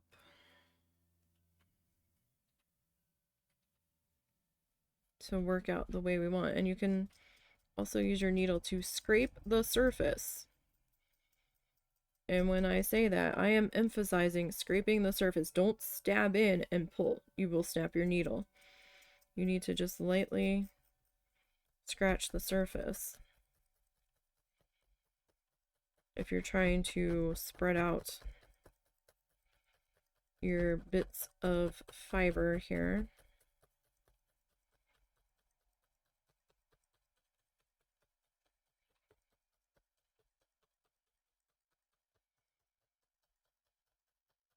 I'm okay with layering it up slowly to get the look I'm going for, because I don't want to do too much too soon. Now, a lot of this was probably going to get cut off when I bring in the other bit of mountain down this way, but I want to make sure that I've got this all in position first. Sorry, if you see me rubbing it, I'm trying to see if I've got any little fibery bits that are a little too loose for my liking.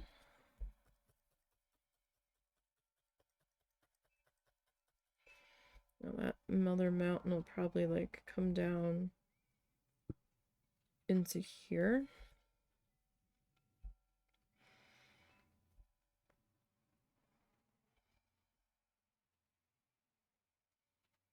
So hopefully I don't have to be too worried about any thin spots in that area.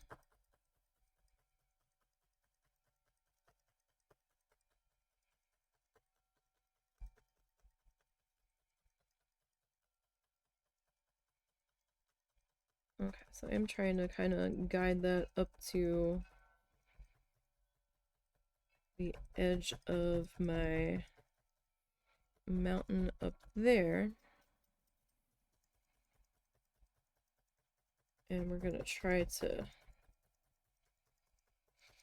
get this section worked in a bit here.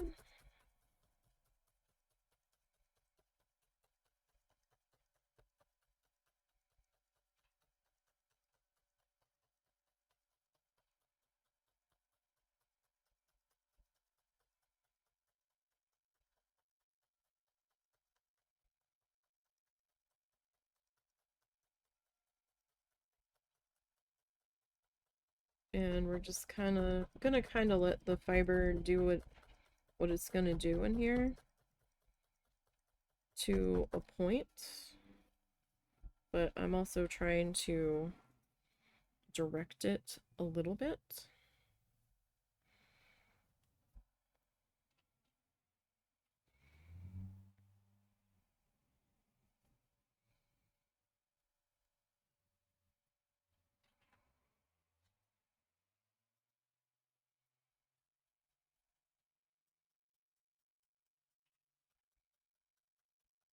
Alright, so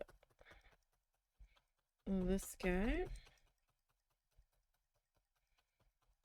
gonna work into here.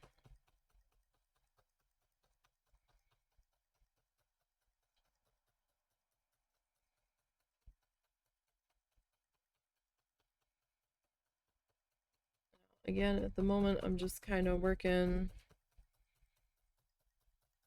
with my highlighty color. So it's going to be a little bit brighter.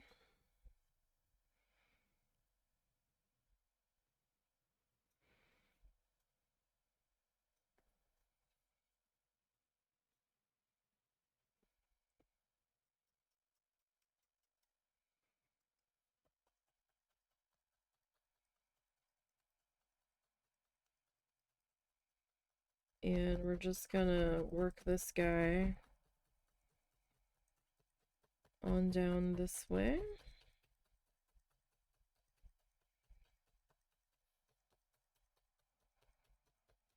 Now I might still make this a little bit thicker as we go, but I do want to do it slowly.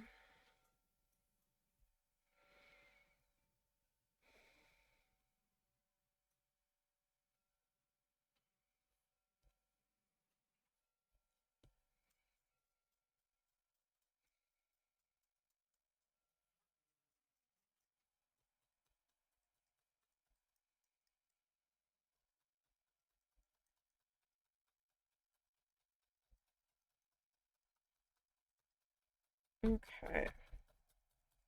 So it's getting there.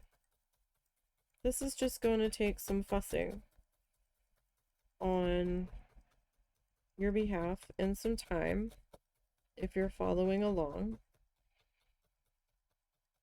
and trying to do one yourself until you're happy with it. That's just how it is.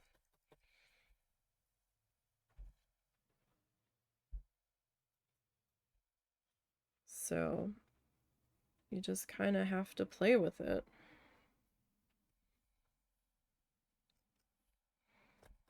Alright, so I'm going to anchor some of that up there. You know, if you want it thicker in one spot and thinner in another, then okay. So figure out where you want that to be. But also remember not to get too carried away so that we can still see some of our base mountain through the highlight. I mean, yeah. We want the base mountain to be shining up through the highlight in spots.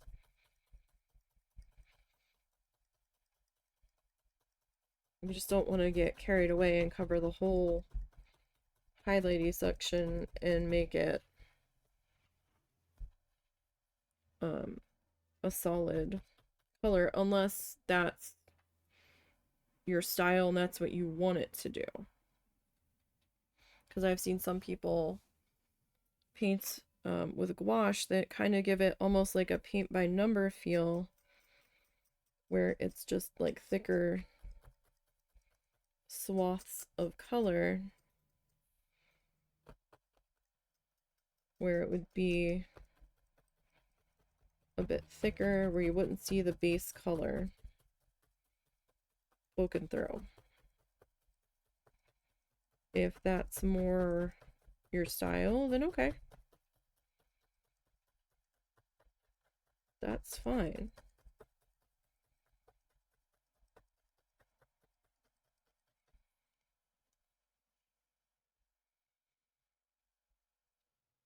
Okay, I'm going to grab our darker gray here, just so I can try to get a feel for how I want to do this. Alright, I'm gonna turn this guy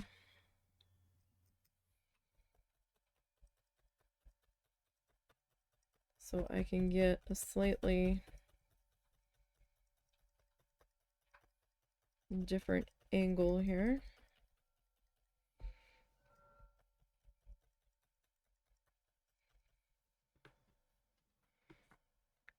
Now I don't know if this is going too dark or not.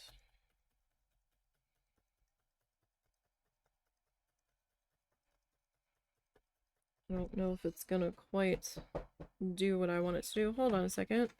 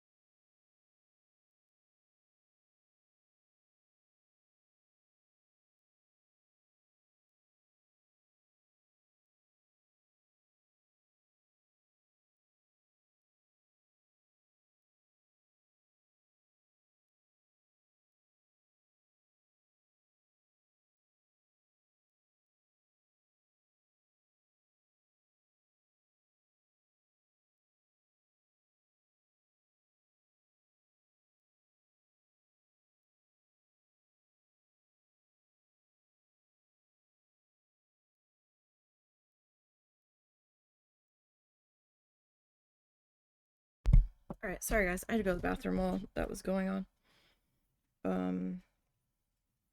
I don't know what's going on.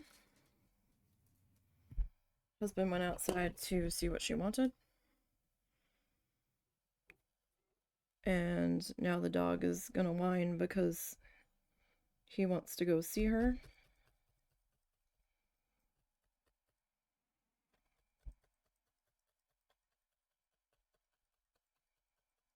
Which is what always tends to happen.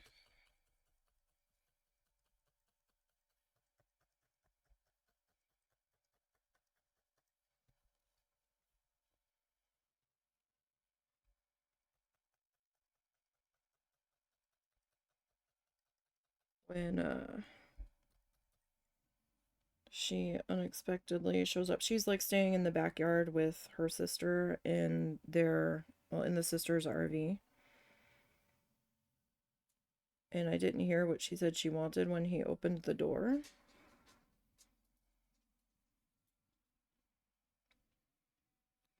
But like she never gives us a chance to get to the door half the time when she does knock. Because I know I heard her say when he opened the door, "Oh, you are here." You barely knocked 30 seconds ago.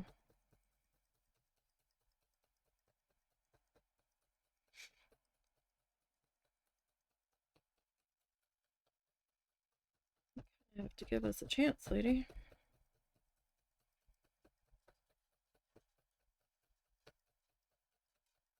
We're not just standing at the door waiting to swing it open at your command.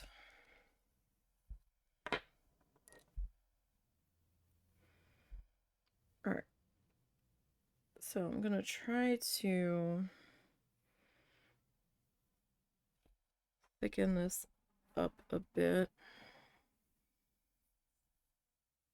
so it's a little more discernible between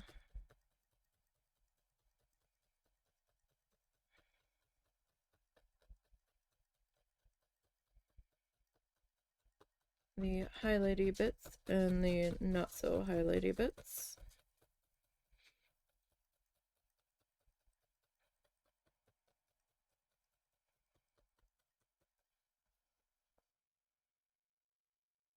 At least we're gonna try.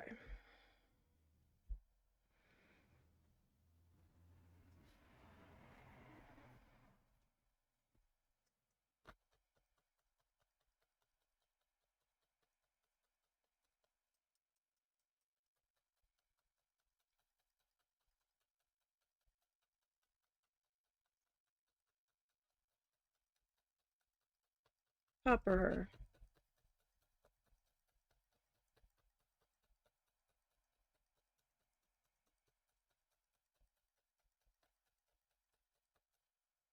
Yeah, so now he's whining.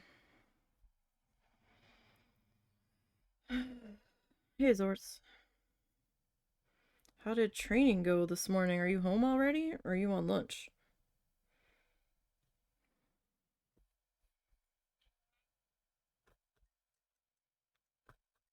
Or did they only make you come in for like an hour?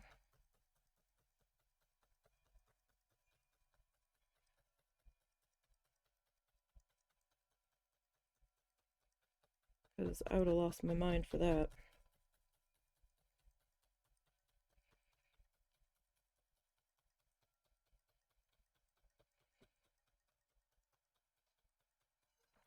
Alright, so let's get this section worked in here.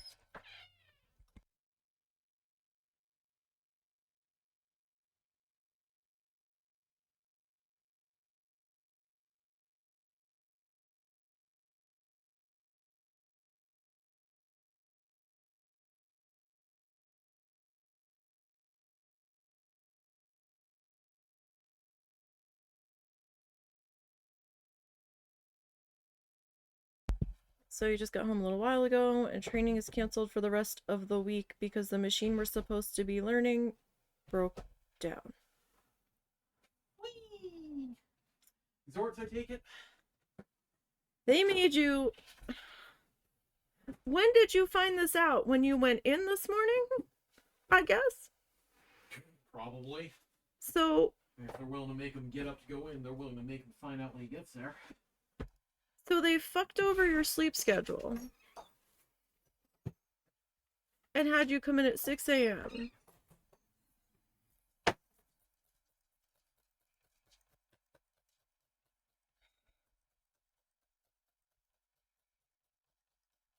The fuck? Wait. Uh-oh.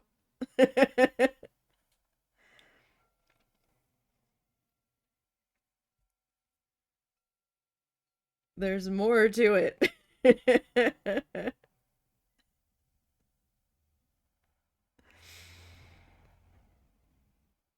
Oh no.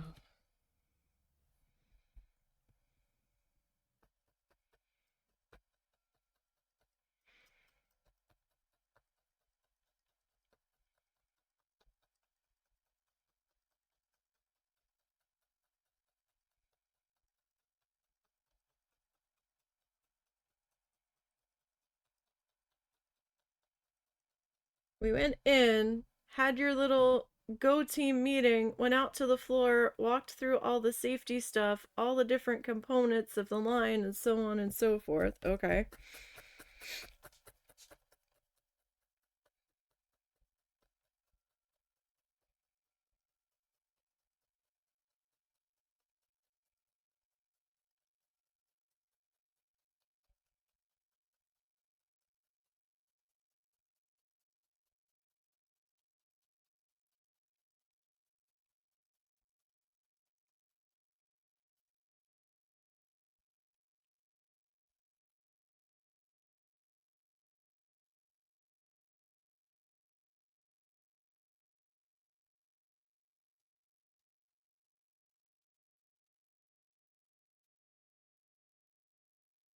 Did a couple practice startups, got everything running, started making parts, started learning about the big fancy robot arm that this line will be using. Okay.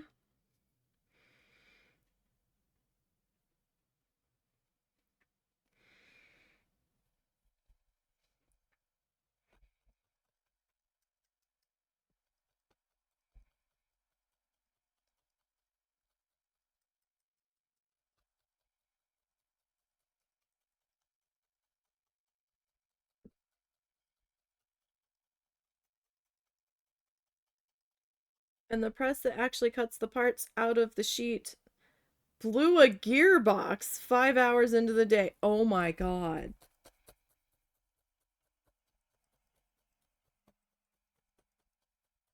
The hell?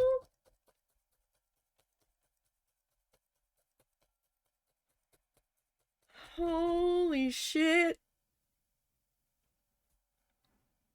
I hope it was still under warranty.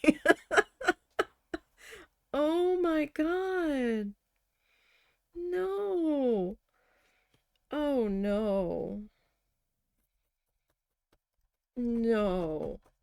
So the line is dead for the next week or so. Oh no. How long is that gonna take to fix? Oh no. So now you have to flip your sleep schedule back to overnight. They're not making you come back in tonight, are they? I hope not. Because that's some bullshit if they are.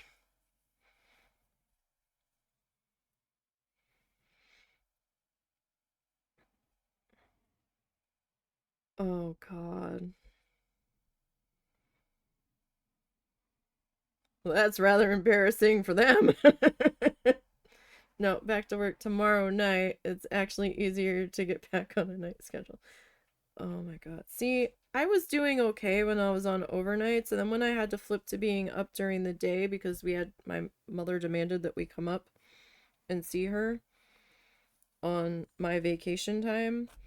When we got back, I could not sleep again during the day. I tried and tried and tried, and I did it like for 3 days. I had gotten maybe 3 hours of sleep, and I just couldn't. And of course, now that I don't have to be awake at night, my body's trying to make me be awake at night. I'm like, stop it.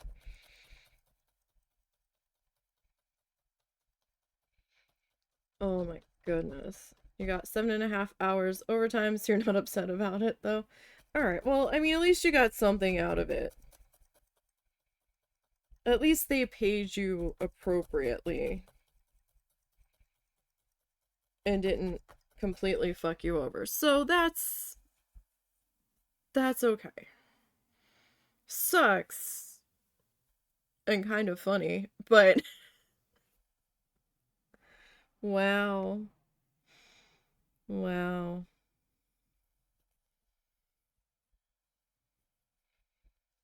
Oh my gosh.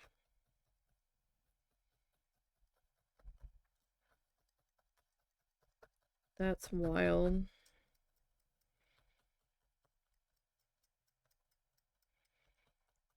Wow. So how did your wrestling stream go the other afternoon? I only managed to catch a tiny part of it. The one doggo's been insistent that he gets to go to the park twice a day now. And actually attempts to rush me through finishing my dinner so we can hurry up and go.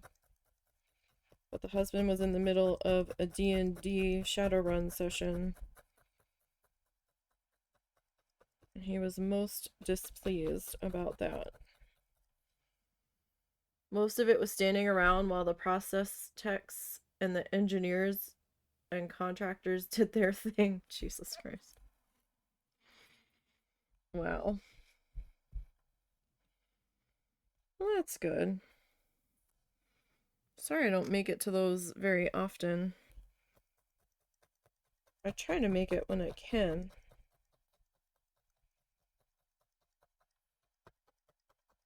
Life's been crazy. So I found out what the mother-in-law wanted. She wanted him to carry some heavy stuff inside the RV for her.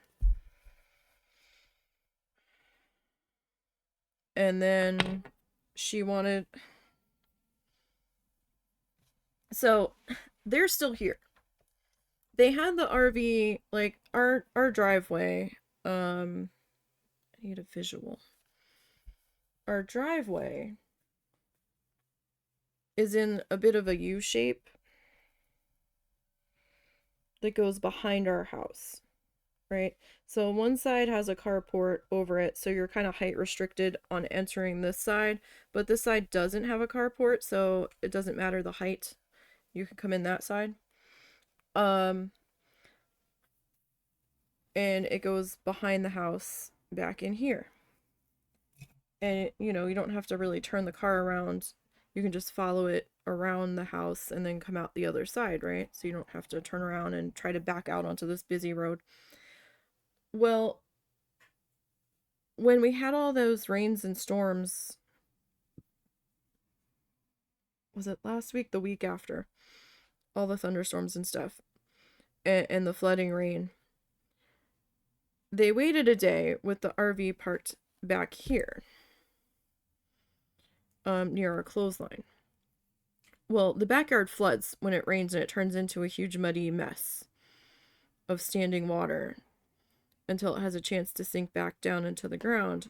Well, they waited a day and then they decided that they needed to move the RV, and they moved it up here in the middle of the horseshoe on the driveway that's just like gravel and dirt. And there's a big tree that sits like right here up above them that has huge branches coming down. After the rain stopped and the backyard dried out a little bit, I said to him, I said, when are they moving the RV back? He goes, they said they're not. They're just going to stay there until they leave. I'm like, what the fuck? Because now we can't pull in this side of the driveway with our car and go through and come out the other side because they're in the fucking way. And we can't go around them because the clothesline sits here and the metal posts that support it sit about here. And they've got their chairs out in the backyard and a table, and there's dog toys scattered in the grass. So we can't just really drive around it because we can't get through there very well without risking hitting something. So we have to come here and go this way, partially into our neighbor's yard, and do a tight, tight circle to come back out on our side. And apparently she wanted him, yeah. Serenity now, and God give me the strength, has never been uttered more than in the past 2 months. I'm not kidding. I'm so exhausted with this.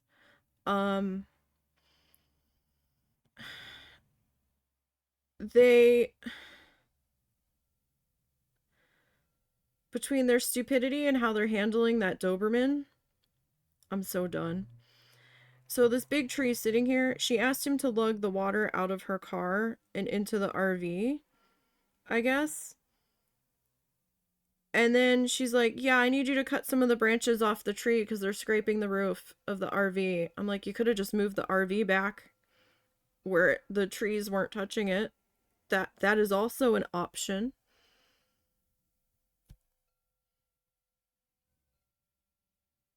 Apparently not. So to use her car, I think she's been turning around under the clothesline, risking hitting the clothesline posts with her car. But this is the same woman that scraped a metal fence gate at the park's overflow parking during one of the festivals that we went to because she got too close to it and had to take the car to the shop so they could repaint it. And it wasn't just a tiny scrape either. It was the entirety of the door on the passenger side, on the front passenger and the rear passenger.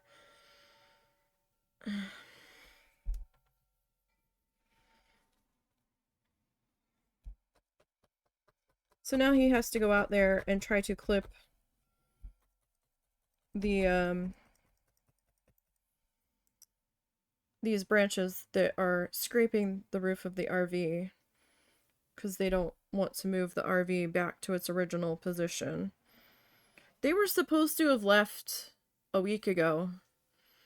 They were originally saying they were going to leave once once they both got their social security checks, and they were going to go, I guess, back to New Hampshire. I don't fucking know where the hell they were going. But then suddenly they're like, oh no, we might end up staying a little longer. I think they blew all of their social security money that they didn't need for bills. Any of the extra, I think, went to the casino. I can't prove it, but I wouldn't be surprised after the shenanigans that have happened the past couple of months.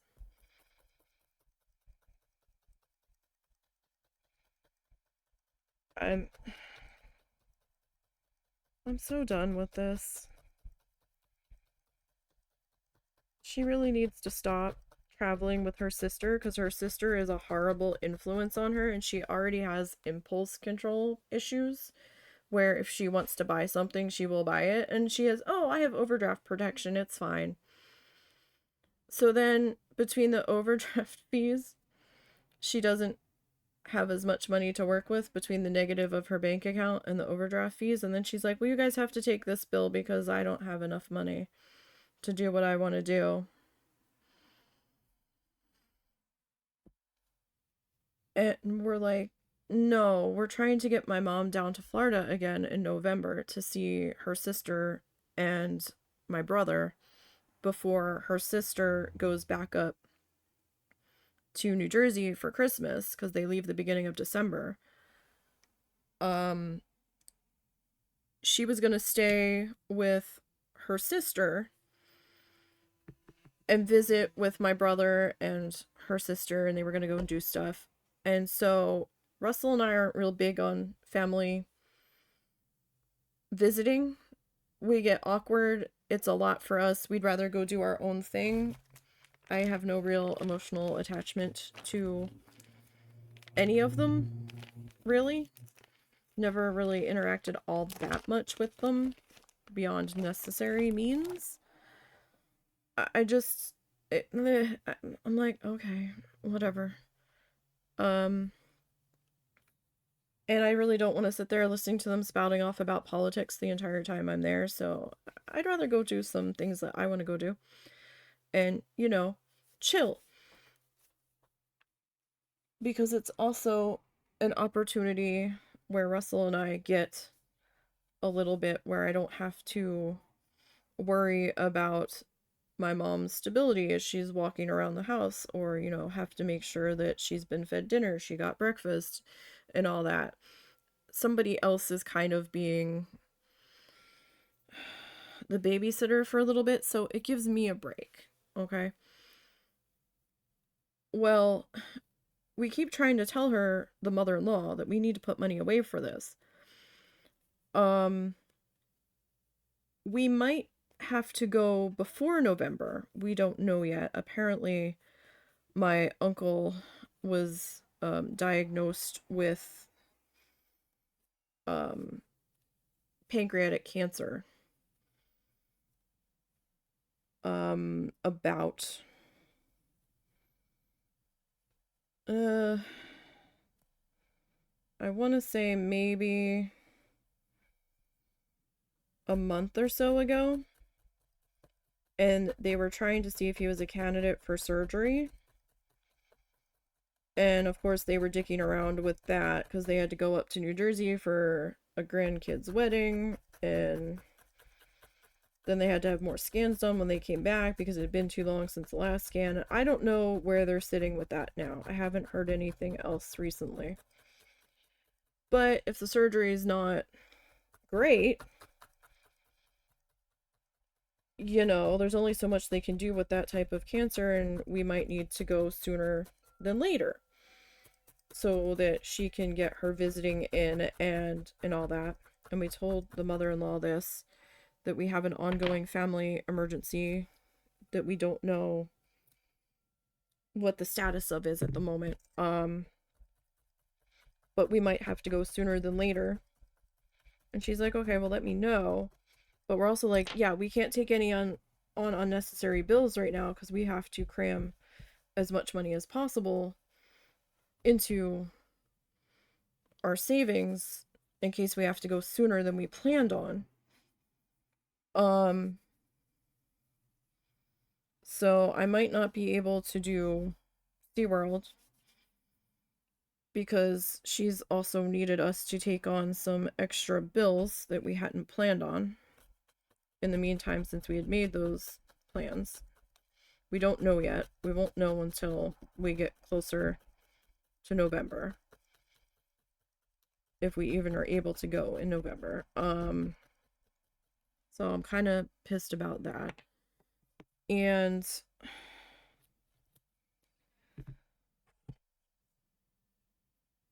the mother-in-law's also been playing fuck around games, as she does with money.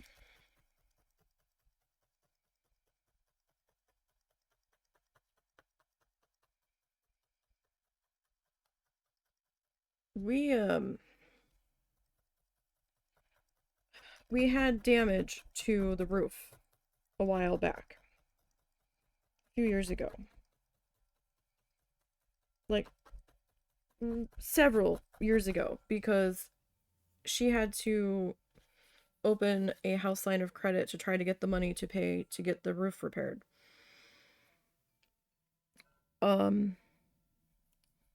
It wasn't a terribly large line of credit. I think it was 5,000, but it's large enough.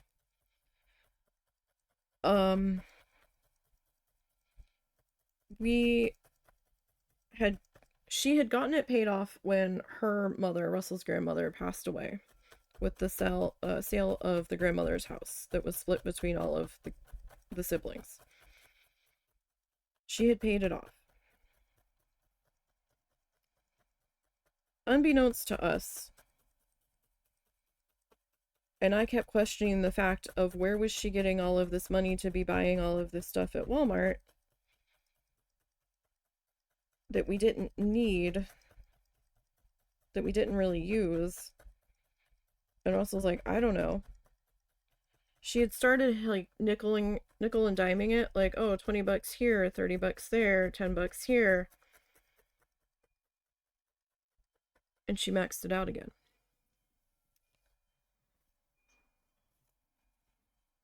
When Russell got his back payment on his disability, he cleared it, along with her other debt on the couple of credit cards that she had, as a thank you for helping him out financially while he was fighting to get his disability.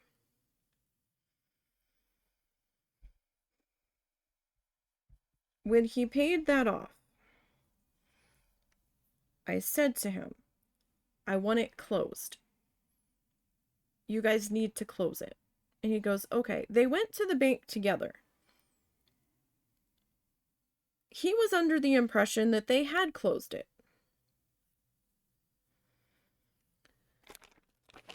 All this time that she's been traveling, we've been opening her mail to see what needed to be dealt with and what didn't need to be dealt with.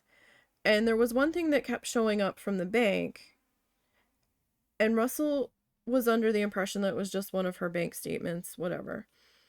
Or it was a bill for one of her credit cards that she had through the bank, whatever. He goes, it is what it is. It's not my problem. She knows it. She gets the notification on her phone that she needs to pay it. She pays that herself. He goes, I don't have to concern myself with that one. She's taking care of it, and she knows about it. I was like, okay. So let it go. I think it was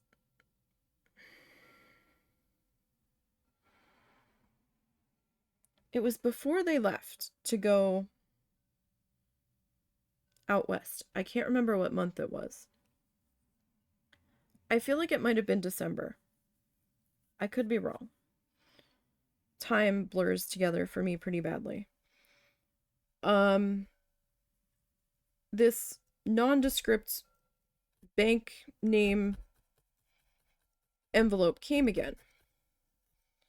And I'm looking at it. And it bugged me. I wanted to know what this envelope finally was. Because when I held it up to the light, I saw letters. Big, bold letters on part of it. And I was like, why does that look like it says Helco? What is this? What is Helco?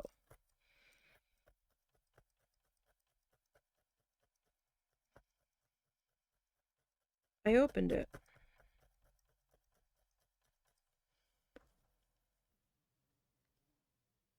Helco, Helco, or no, maybe it was home equity line.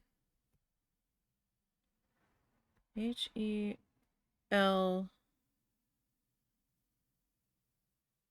home equity. It was H-E-L-C, excuse me, it wasn't co.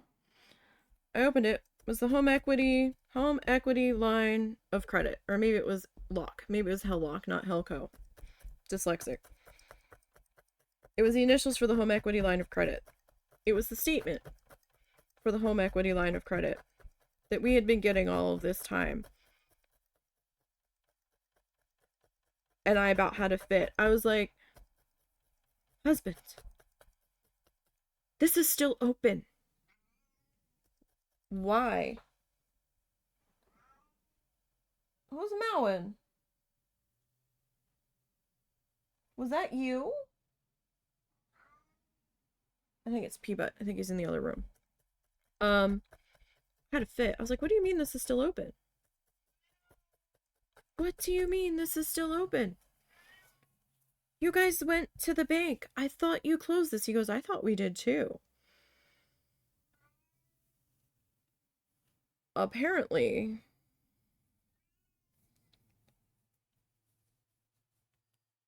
the mother-in-law must have thought it had been closed as well, because the whole thing was available. It's no longer all available. She had an emergency that they had to replace the hot water heater in the RV while they were out west. And because the seal had been broken and she had touched it, then she's like, well, I'm just gonna spend it. And so they started blowing it in Vegas. Not the entirety of it in Vegas, but a rather good chunk of it got blown in Vegas. So that's fun. So now the whole thing has to get paid off again. Russell was originally going to help her pay back the money when it was just the hot water heater that had to get replaced. I'm like, that hot water heater for the RV is $1,000? No, the RV park they had to stay in while they were getting the hot water heater fixed apparently was $1,000 for a week. Like, they couldn't find a cheaper campground? There were cheaper campgrounds. I looked.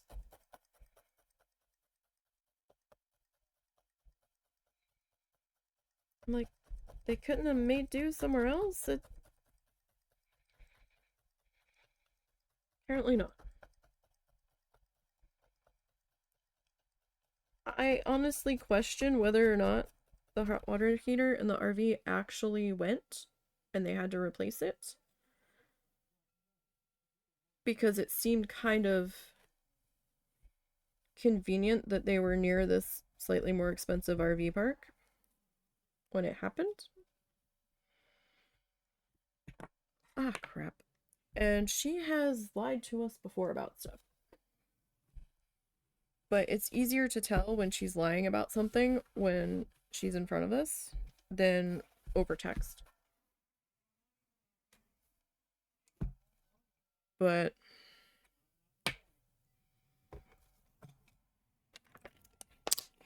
she spent more than that initial 1,000, so he's like, no, she touched it again. I told her if she touched it again, I'm not helping her pay for it. I was like, good, don't. This is her problem.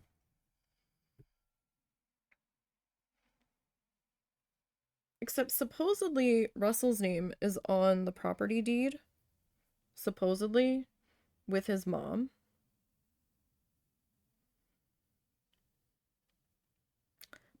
But the line of credit is only in her name and she's the only one that can draw from it. Or pay onto it. And I'm still uncertain how this managed to happen if his name was also on the property. But that's a mystery that will never be answered.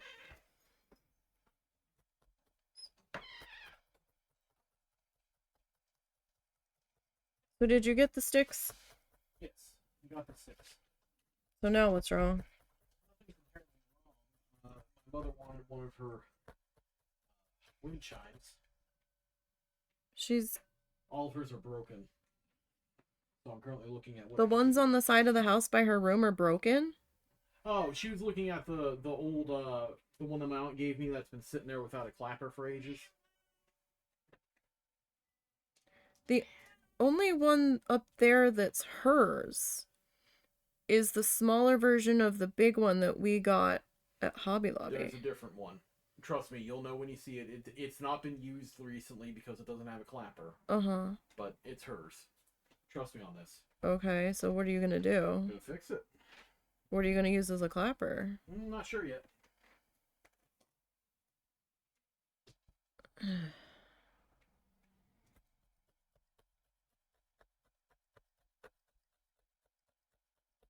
I need a vacation. I need a mental vacation.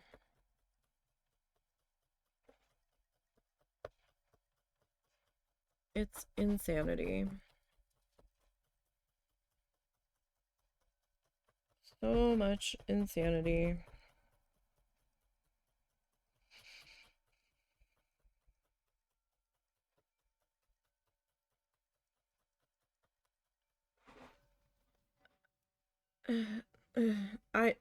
There's no words. There's no words. There's words, but I'm trying not to use them. Because then I just get mad. You need a nap? Alright. Go have a happy nap. Don't nap too long, though. Set an alarm. Well, no, I guess you should sleep the rest of the afternoon, shouldn't you, if you have to be back to night shift again. Just don't fuck yourself over too hard for tomorrow, I guess.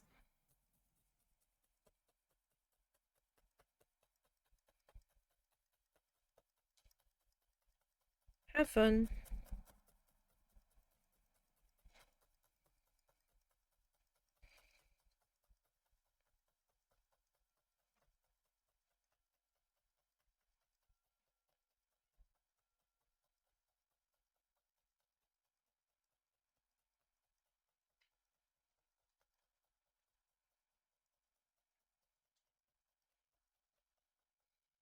Alright. So we're working on getting this other mountain put in. I had to give us enough room so that some of the pink that we put in was going to show through. Because I made this one too big. But after I realized it was too big, it was in there. So that's how it's going to be.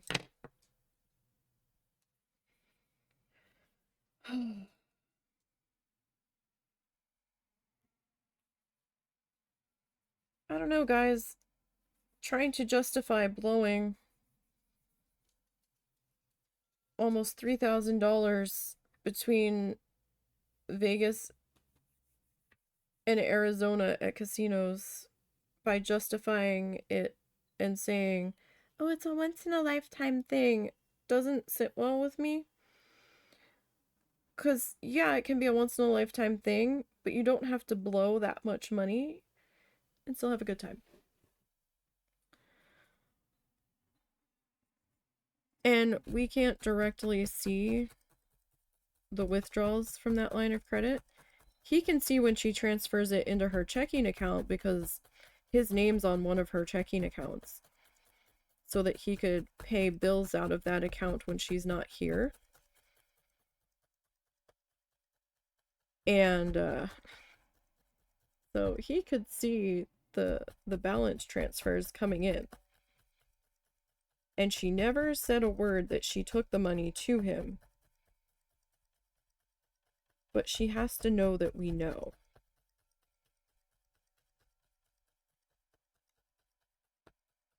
I'm just so... I got mad at him. I'm like, you're not paying a dime on that. I was like, this is pattern behavior with your mother, whether you want to admit it or not. Every time you have paid something off of hers as a kind gesture that you didn't have to do, she immediately goes and starts running the bill up again. I was like, you're not putting more money after bad money. That just, she's just gonna keep doing it.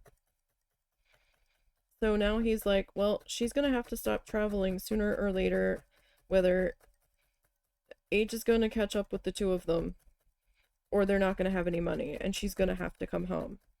He goes, she's fucked us over now, because now we have no emergency fund if something goes wrong with the house.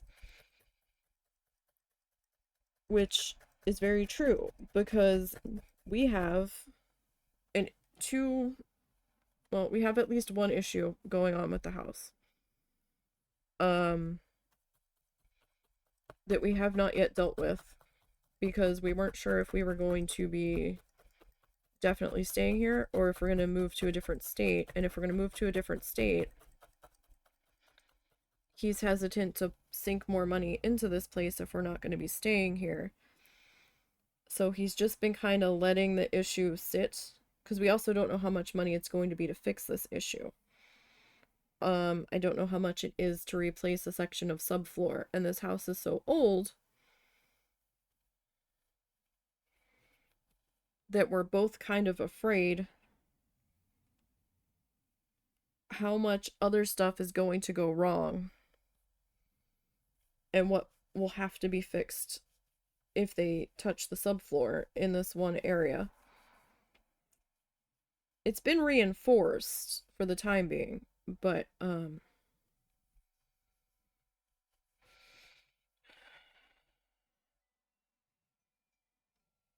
we also can't start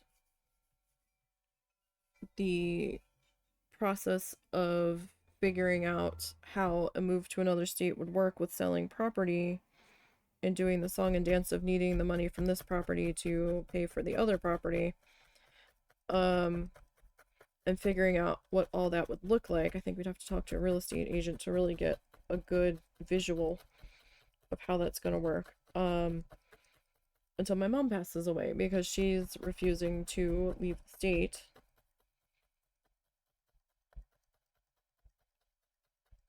until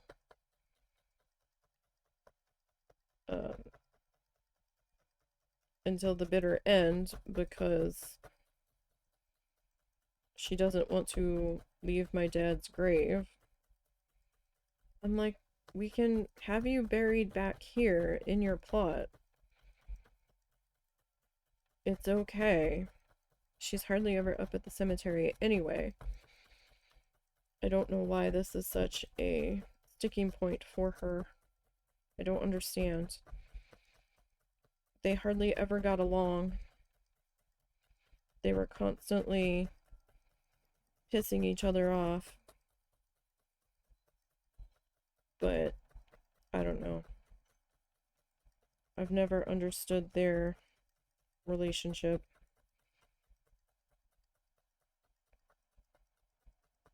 In my 40-some years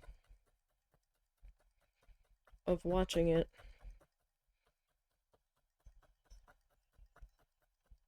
as a sort of outsider,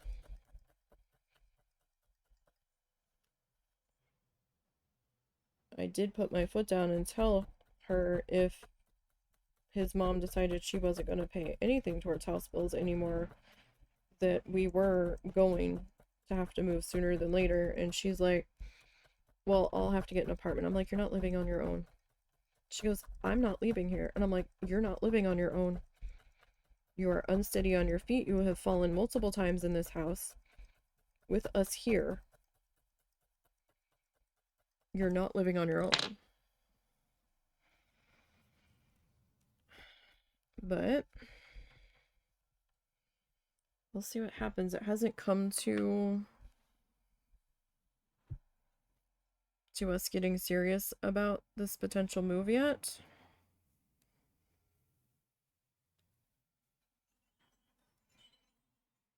But we've got it narrowed down to 2 to 3 cities.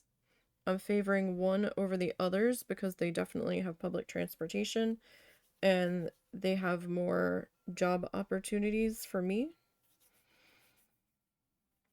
than some of the other places.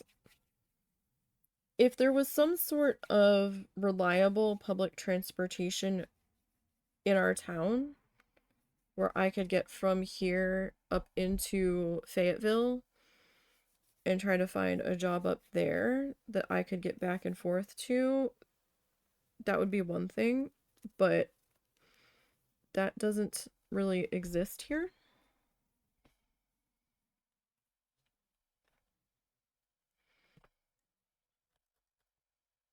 Because I don't drive. I have my driver's license, but I'm terrified to drive. I've got really bad depth perception. I've had nothing but anxiety, panic attacks, where I'm just like frozen and reduced to just an absolute mess of non-functionality every time I've tried. They mercy passed me on my test. I know that for a fact because I fucked up something that I didn't realize I had fucked up until after I did the thing, and I was like, oh wait, that's what he's waiting for. Oops.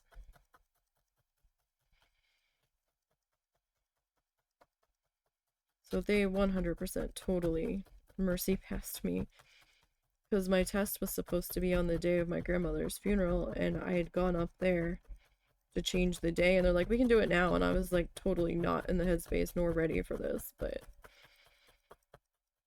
I'm like, I don't want to. I'm not okay, that's fine. Um so that was fun. Like, I really wanted to go back to South Jersey. I never really wanted to leave South Jersey because I could get around. The bus system wasn't phenomenal, but I could get around on my own if it came to it. Um, I could get to the main places where I needed to be.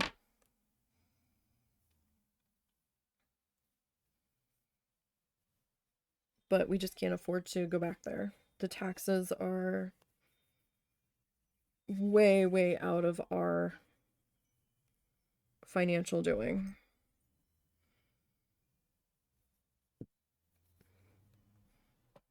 And rent is so high anymore, you might as well be paying a mortgage.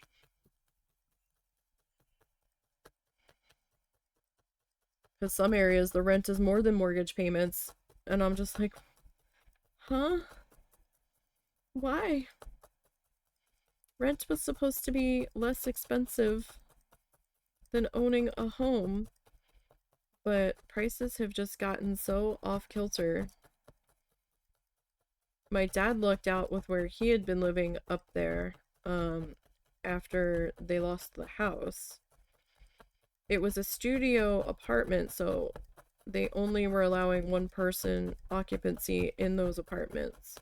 But it was from somebody that we used to rent from before for years. And for that place, they were charging $700 a month, which was amazing at the time because prices were getting real stupid. And I think it also included his electricity and maybe his water.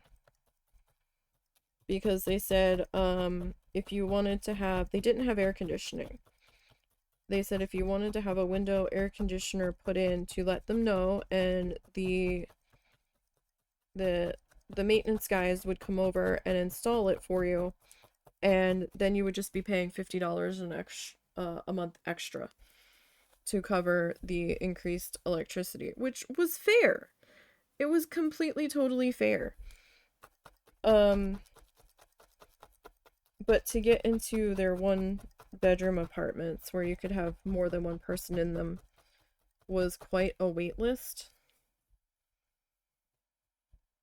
And he had been on that wait list because he thought my mom was gonna move in with him once they had a one bedroom open up, and there's a whole lot of drama there.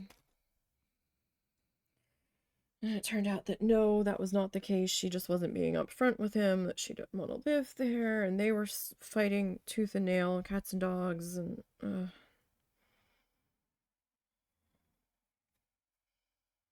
same mother that is now living with me here.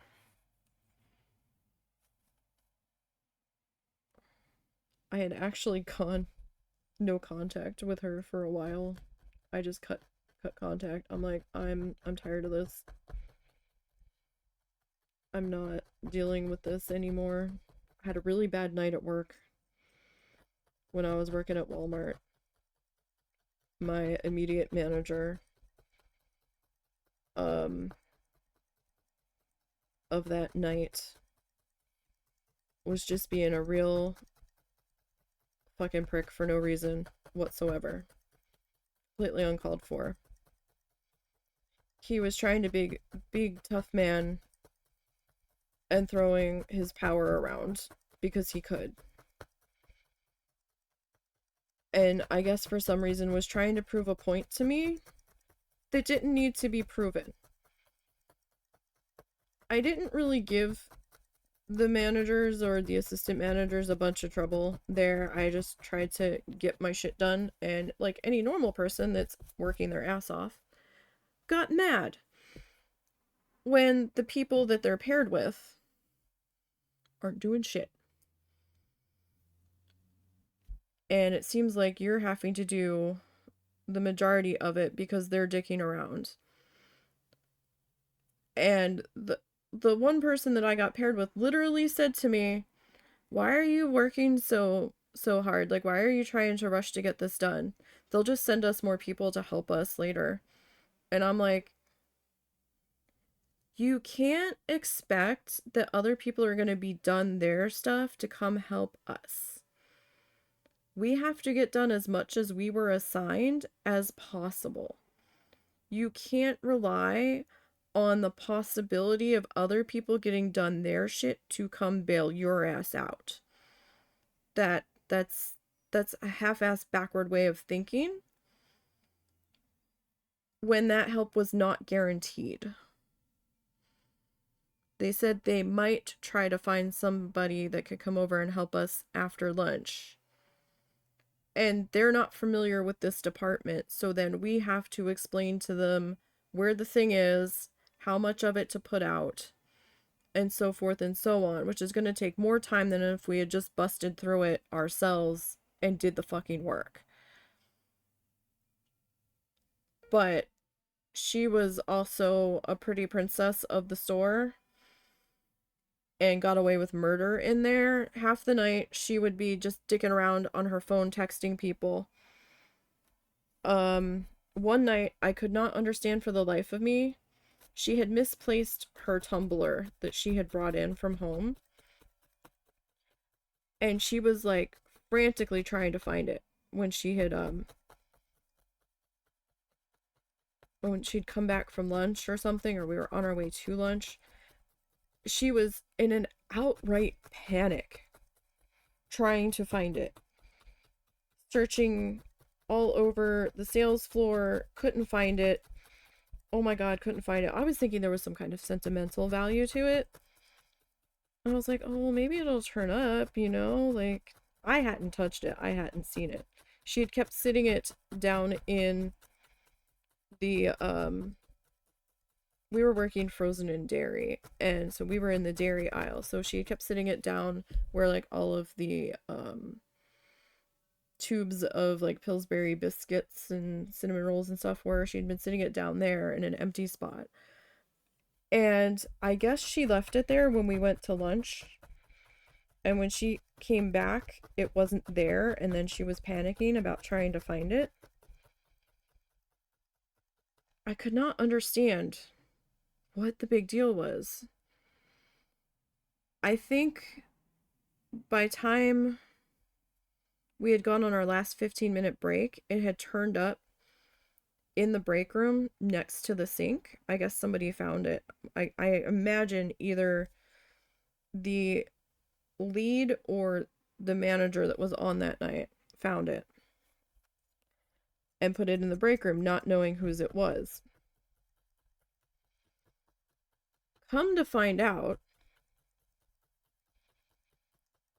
she had alcohol in it and had been drinking while we were putting stock out. And I could always tell when she was having a fight with her boyfriend of the moment, because those were the nights that she was actually working instead of dicking around, checking her phone every 5 minutes.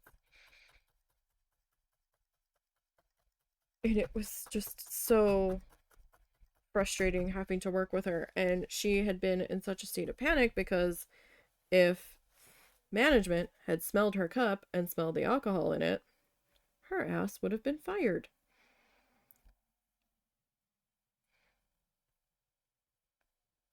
For being drunk on the job.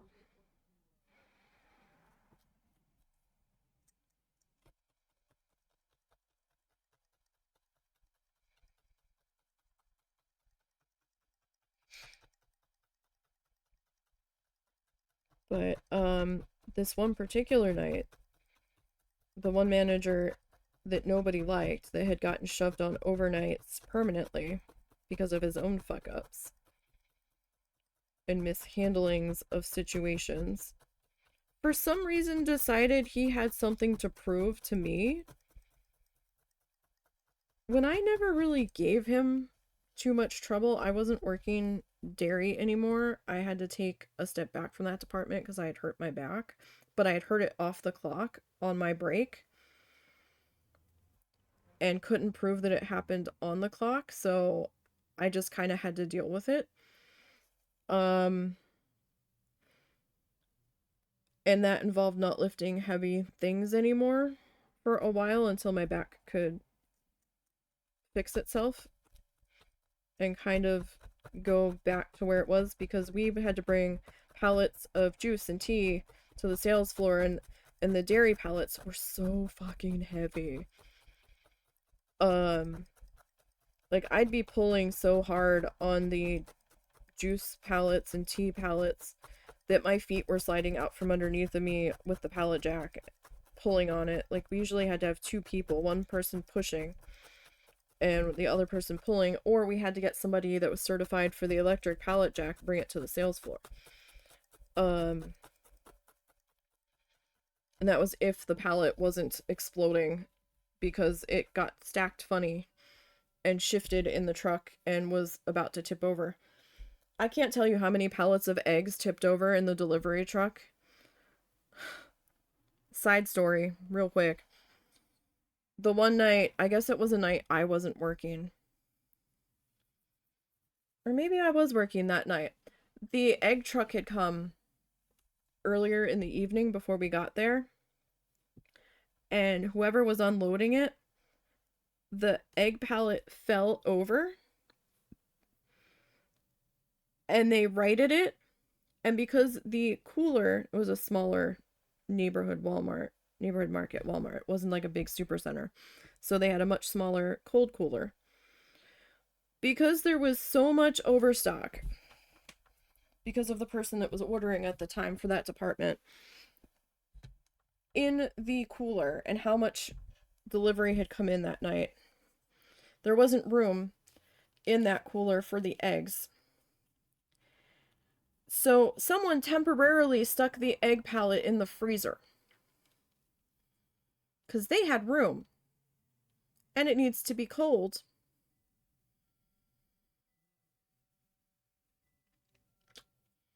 We came in and they're like, yeah, you guys need to do the eggs first because they're sitting in the freezer. And we're like, what? We pulled the egg pallet out. There is literal egg yolk dripping down the cellophane, down the boxes, leaving puddles of egg yolk under the pallet. And all of the egg yolk that had been leaking in the freezer has now frozen to the freezer floor. And I'm just sitting there, standing there, staring at this, and I'm like, oh my god, the violations. Oh my god. So,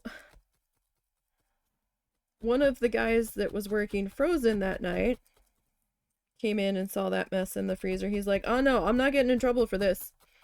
He goes, I am not getting in trouble for this. When he got done his freight, he had to go in with a scraper into the freezer and try to scrape the floor in the freezer to clean it because the freezers were below zero. Whenever we were hot and we needed a minute from working on the sales floor, we would all pop into the freezer real quick just for a second to try to cool down. But oh my god, it was awful. But anyhow, so this manager's decided you need to have all of your stuff done and off the floor by 2 o'clock when you guys go to lunch. At that time, I was working, they put me in the canned good aisle that night. So like cans of vegetables and tomatoes and that shit. I was like, I'll do what I can. He goes, no, it has to be done. And I'm like, I will do what I can, but I'm not throwing my back out. Because I had to keep climbing ladders with trays of wobbly cans and stuff. I'm like, I'll do what I can. I can only do so much. I will try. We will see. Because apparently it was a lighter freight night. And, we were supposed to go to lunch at 2 o'clock. I had finished my aisle about maybe 5 minutes before 2. And I was working on gathering up all of my cardboard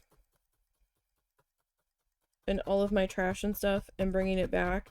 And I got back to the baler that we threw our cardboard in about 2 minutes after 2. And he was back there. And he saw me. I don't know what his fucking problem was with me. And he looked at his watch. He goes, it's 2 minutes after 2. I could write you up for this. I was like, I was so done with him and his fucking posturing. And I was so mad that he was riding my ass all night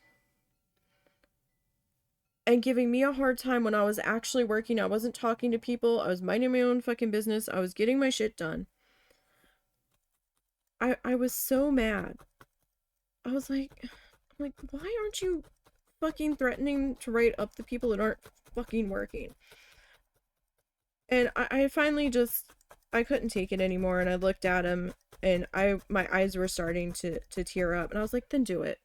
And I slammed the gate down on the baler and ran it and walked out and just left him standing there staring at me walking away. I was like, you know what? Then do it. Stop threatening to do it and then just fucking do it. He didn't, because he didn't have any reason to. But I was just like, why are you fucking power tripping with me? Have I reported your ass for anything? No. How about you leave me the fuck alone? I'm one of the few people in there that's actually fucking doing their job.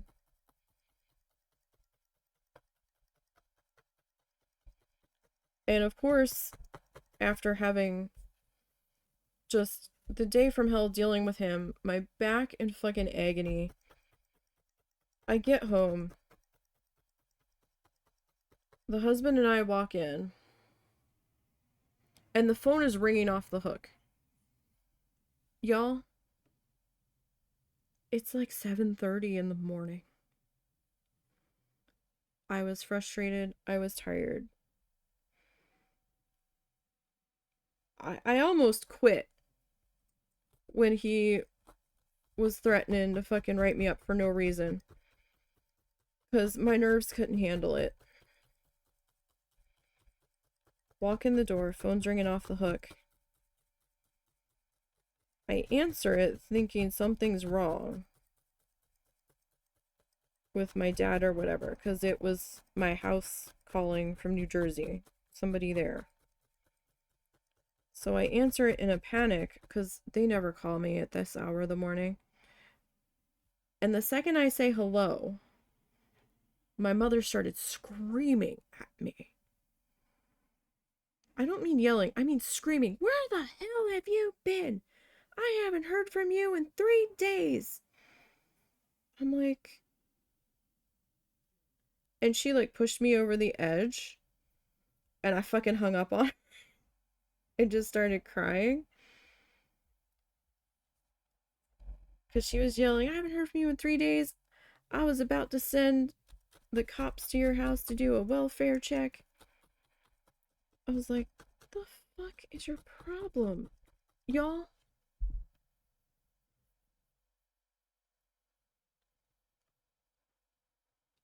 I was in my 20s. No. I was 30 some years old.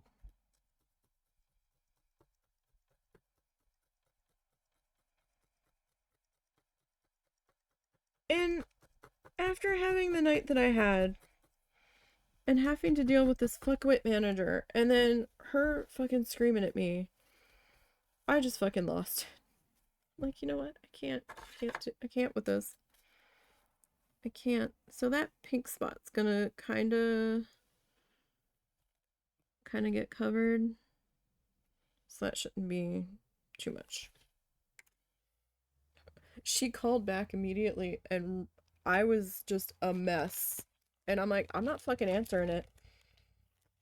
So Russell answered it. And then he laid into her. And he's like, what the fuck did you do? She's crying now.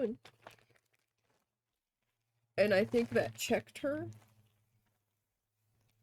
And she was still pissed. But I'm like, no, I'm not dealing with this. I will call you when I have time to talk to you. I'm working overnights. I come home, I'm exhausted, I want to go to bed. I've been doing heavy lifting all night. It's dirty, grungy grunt work. Trying to bust through all of these pallets of merchandise when half the store isn't doing what they should be doing. It's like, don't fucking call me the second I'm walking in the door with a holier than thou attitude about where the fuck I've been. I've been working. What the fuck have you been doing? You know? Alright. So I kind of jumped the gun here. And we put in the other mountain. But we knew that was coming. And he did his little shadowy guys. Oh, that one he added some blue to it. It's fine.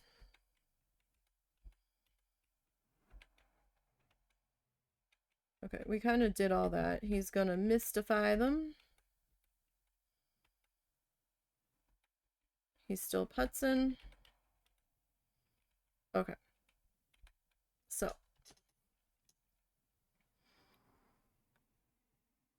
He grabs Prussian blue, phthalo green, black, brown. Oh my.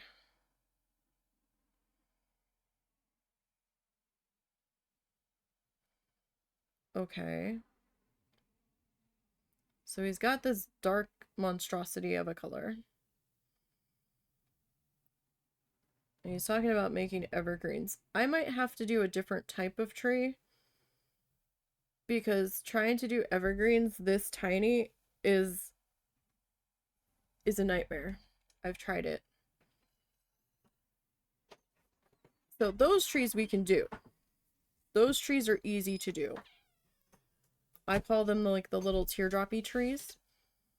Those are a lot easier to do than the little zigzaggy trees. Those ones are fine. We can do those. He's got a lot more white on that side though. I wonder... Nah, it's fine. Ours is gonna be a little different.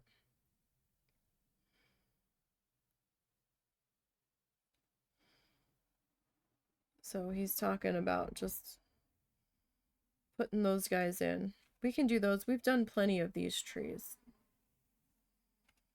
So how far is he going to take those? So he left a little gappy. Did he leave a gappy? Or is he going to fill it in?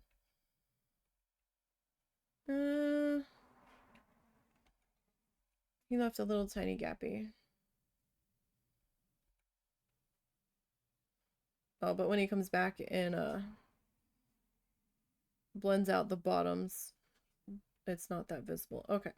So he's got like the teardroppy trees in there. I might put something in here just to kind of cover all that white.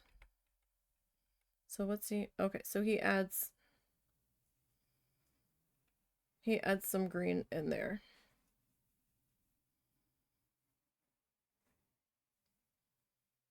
Okay, so I just want to see how he's gonna handle this.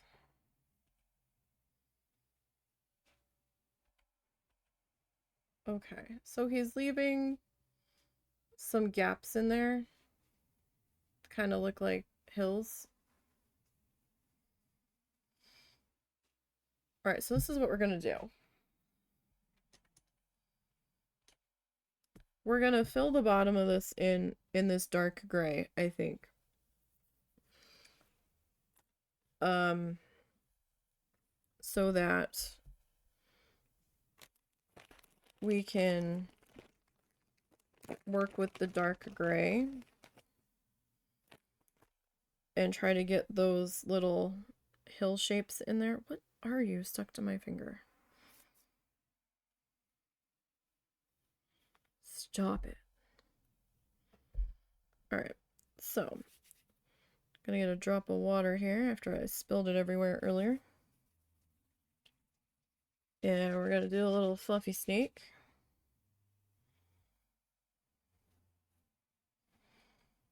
And I'm gonna start to pop this guy in. So he just kind of made a mess of a dark color to make his teardrop trees, as I like to call them. We probably won't make them the exact teardrops. We'll probably just do the little fluffy snakes and vary their thicknesses and heights as we bring them across here. But I'm gonna do ours in probably hunter green, like my darkest green that I have.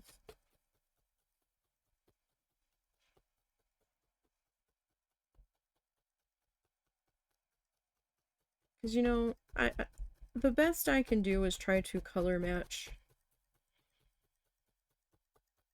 Bob's end color after he's mixed it all together and gotten all fancy pants with it. Because we can't really make it blend like paint. Like that.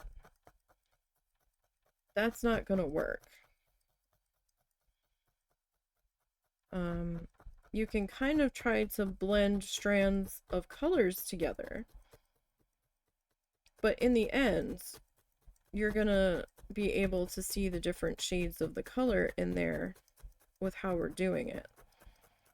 Because I mean, this is a darker gray, but you can also see like strands of white mixed into it when you have it in your face. And they blended strands of white in to try to get it to be the shade that it is. But when we go to start tapping it in, those different colors kind of stand out at times. So I try to figure out what our end goal color is and kind of try to go from there. So we... Oh, you okay? Yeah, just dropped it. Did it spill? No. Okay. I was afraid that it spilled everywhere.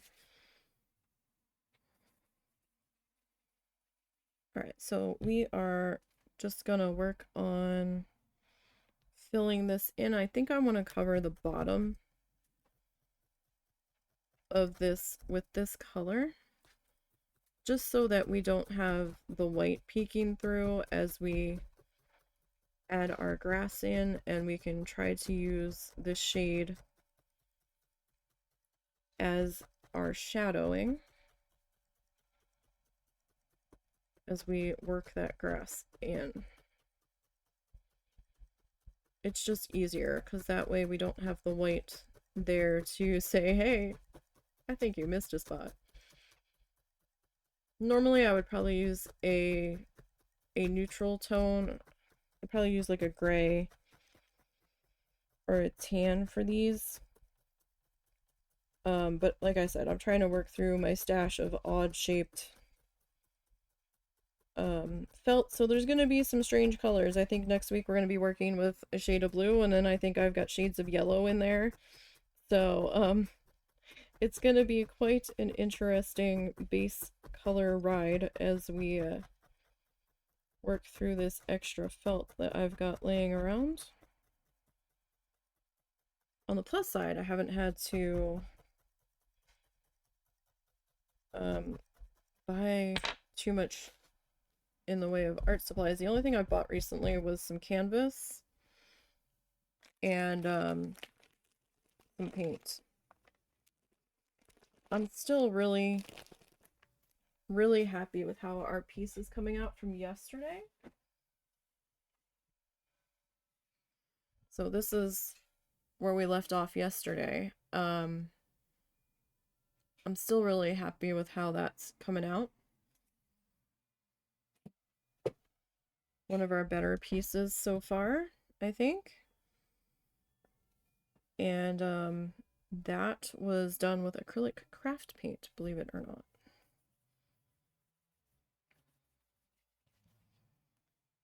My art budget is not very big. It is very, very small. So I try to make the most of it. So if that means I need to go with craft paint if I want to paint stuff, then that means we go with craft paint. That's just the way it's gonna be. I actually kind of prefer the craft paint. It's a little bit more fluid, so I can work with it a bit easier than if I was using the tubed paints. The tubed paints, like the tubed artist paints, a lot of the times you have to start adding like flow mediums and different stuff to them.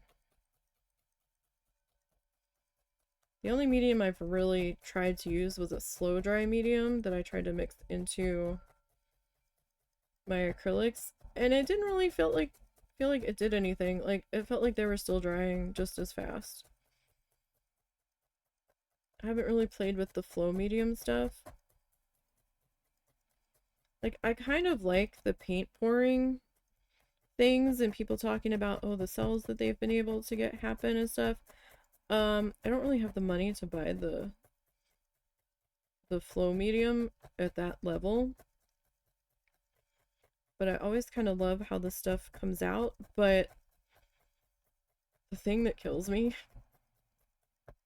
there's a tiny little part of me that dies inside every time I watch somebody doing paint pouring. Watching all of that paint that they just stood there and mixed and took their time to figure out what colors they wanted to go next to try to get the effect they wanted. And they tip it and it just goes sliding right off the canvas. And then they've got this huge amount of paint on whatever they covered their surface with. Some people will put parchment down and let the paint puddles dry on the parchment and then try to make like jewelry and stuff out of it. I'm not really a jewelry makey person, so that really wouldn't work for me. The only thing I could probably try to do with that is to let it dry and save it, and then like save it in containers based off of the color, and then like try to make a collage out of it. But there's a tiny bit of me, because I tried to do paint pouring using like dish soap as my thinner. I still didn't really get any cells, so I must have done something wrong. Because I've seen some people talk about being able to do it with dish soap, excuse me. But I think you still need the flow medium. Because I wasn't getting anything to what they were, and I'm like, I'm not understanding something. I did something wrong here, didn't I? And that flow medium's expensive.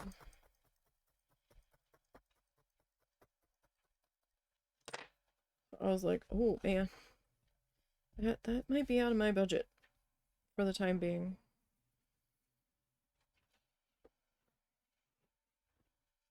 Alright, so I'm just using this soft medium gray.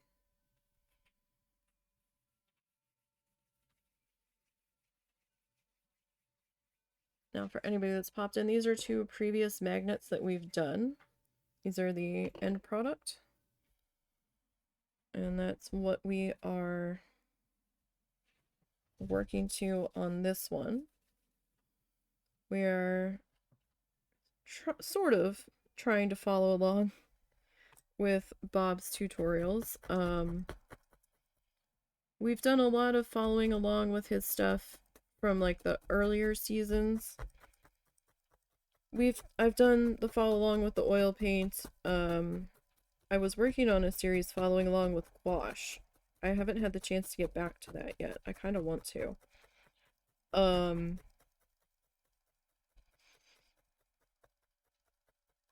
And I probably will soon-ish.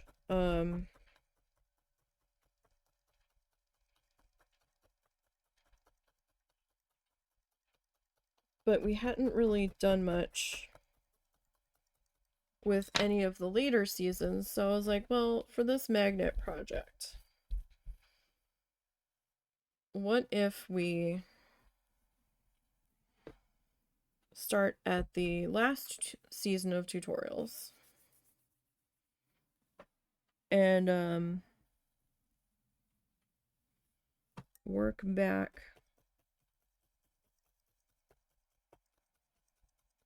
towards the beginning. So that's what we're doing. I wasn't sure if I had a thin spot there and it was the white of our base bit of felt here poking up through, or if that was just a section where there was a little bit more white accumulating in this gray, and it was a section of white that was accumulating in the gray, because I stabbed at it a little bit and it kind of went away. If it was a thin spot and I had kind of like bent the piece, it would have been super, super obvious. Somebody's car stereo is so loud, my ass is vibrating in my chair.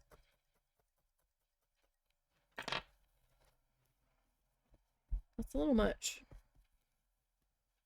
considering I'm not sure where they're at. They're not directly in front of our house. They're either at the corner, another house over, trying to turn,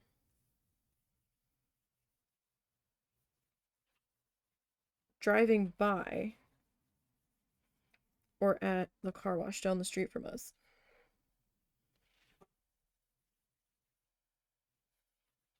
And the fact that it's still going on, I think they're at the car wash down the street from us.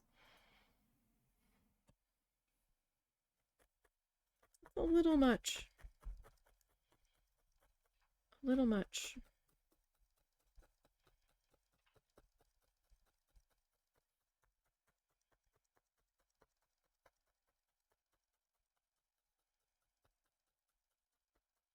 So there's been a hot debate going on in our town right now. And it's turning into quite the fight. The school district in our town wants to raise the millage rate from 40 point something to, I believe, 44 point something. Or was it 40 point some number to 40.44 something? They want to raise it by a few points, which increases the property tax for the town. Some people in this town are paying a hell of a lot more in taxes than we are. But we also pay, when you go to pay your property tax, you're also paying personal tax on your, basically tax on your personal property. I don't know if these people have like brand new shiny cars. I don't know how many vehicles they own. I don't know how big their lots are. I don't know how new their homes are. Some of them have just been spouting off about how they're paying like $3,000 in property tax a year, and it's too much. They don't even have a kid in the school system as it is. They don't want this tax rate increase.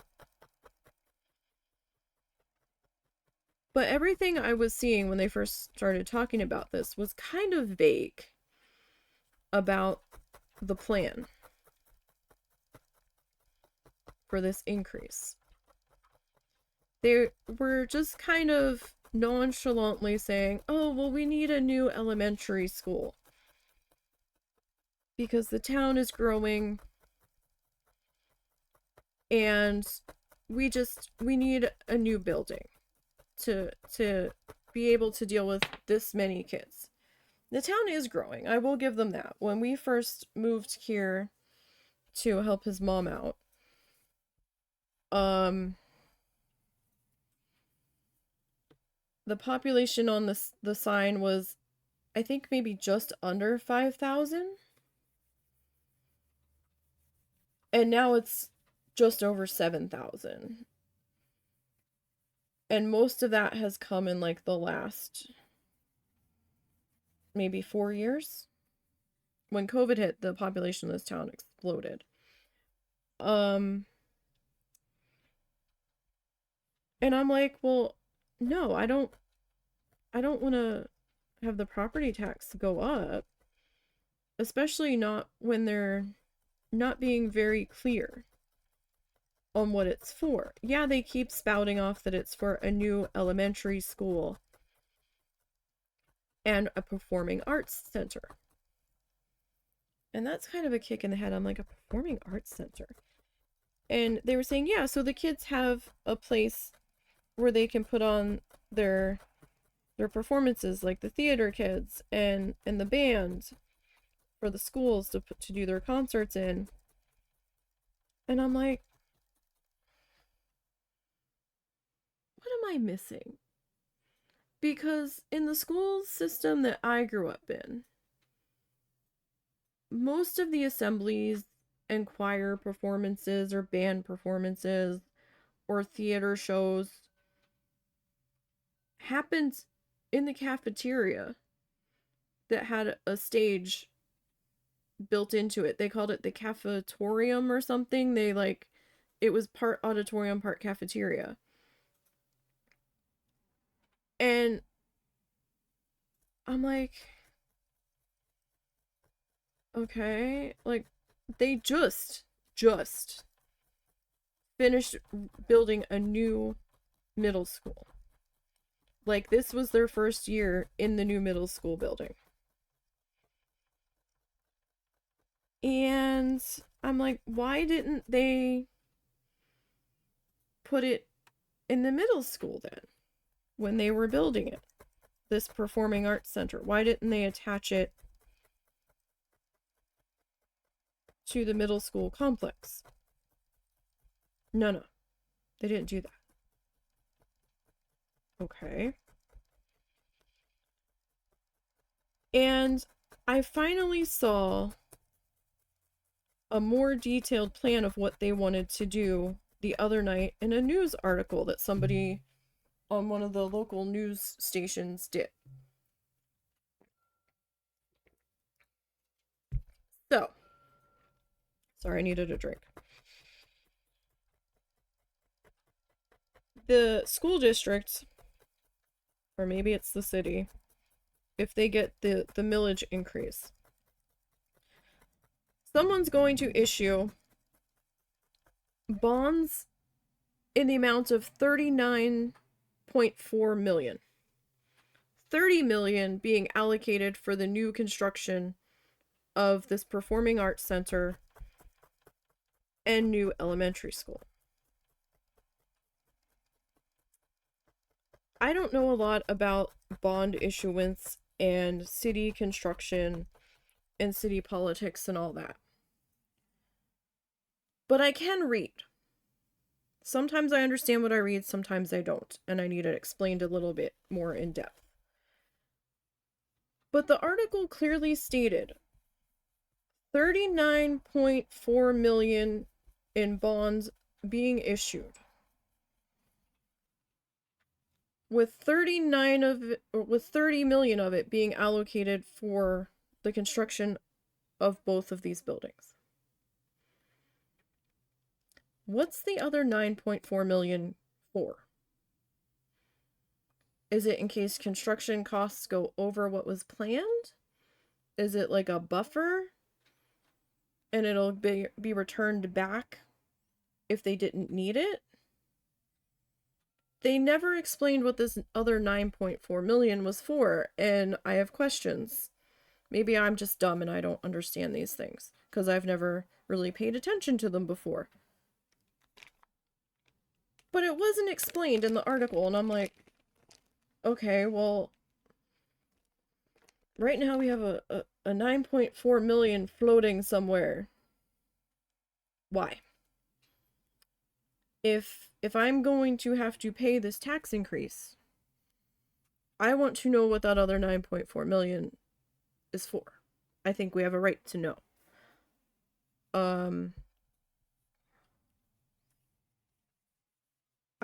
And it wasn't explained clearly in the article, so I'm confused about that. But then I actually saw what they're planning to do. The reporter goes, if it gets approved and they can build the new elementary school, they're going to restructure the school district and split the grades up differently so that 10 through 12 was going to be in the high school, and like up to 9th grade was going to be in the junior high, I guess, or middle school. Or they were going to end up having a junior high and a middle school because they're still going to use the existing elementary school building as a second elementary school.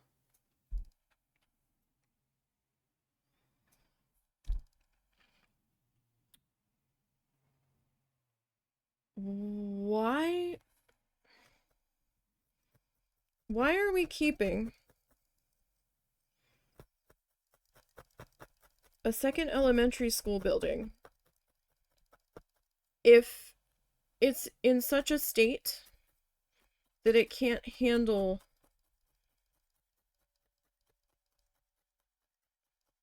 the town and its current growth? I understand some people can be like, well, the classrooms are too small, they can't handle the amount of kids that are in here right now. Okay, but build the new school big enough to fix the problem, and then demolish that one. Maybe sell that one to get some of the money back to repay the bond faster. Then we would have to pay less in taxes. Just a thought. No. They want to use that one too. Except here's the kicker. Somebody in the comments on this article from this news reporter that got posted in one of the private town Facebook groups that are floating around. One person in particular really, really wants this to happen. They are championing this cause real hard. And they're like, but the kids will be so much more better educated. And don't you want to invest in the kids' future that are going to school in this town? And one guy's like, they're not my kids. I don't have a kid in this school district. He goes, I don't even have any kids. He was like, I don't want to pay this increased property tax for a school district that I don't have kids in. He's like, and I shouldn't have to pay it. Because this is ridiculous. I'm already paying $3,000 a year. It's going to go up. And there's a lot of people in this town that can barely afford to put food on the table as it is. And I'm just like, that's not going to help matters at all. Hang on, I have to ban somebody here.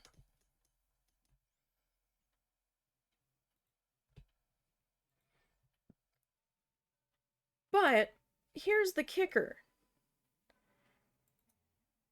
My question is now, this isn't, and then somebody was going about, oh, all the good teachers have left the school district. And then the person's like, well, first year teachers can still end up becoming great teachers. And the guy's like, yeah, they can, but there's no older teachers to help guide them now. And there's no one for them to really learn how to be a successful, great teacher. And then this lady, they were having a back and forth, goes, but these new classrooms will have better technology that'll help teach the kids easier. And I'm like, wait. that argument doesn't hold water. Hold on one second. I can't think and type this at the same time.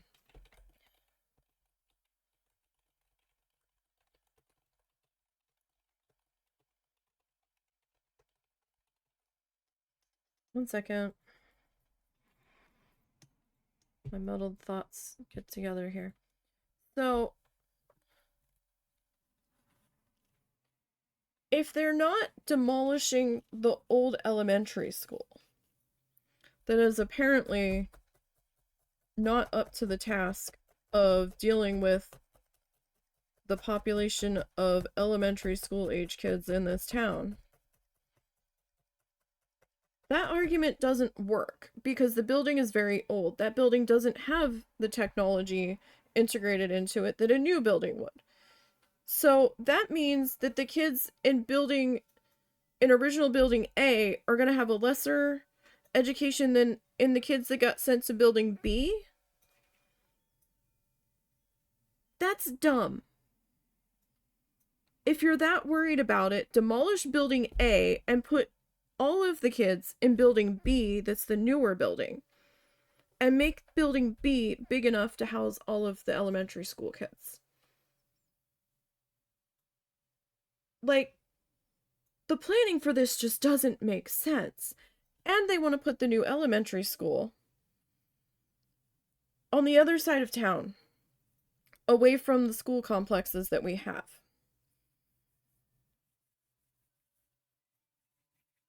And they're talking about adding more FEMA standard tornado shelters to the new elementary school if it gets put in.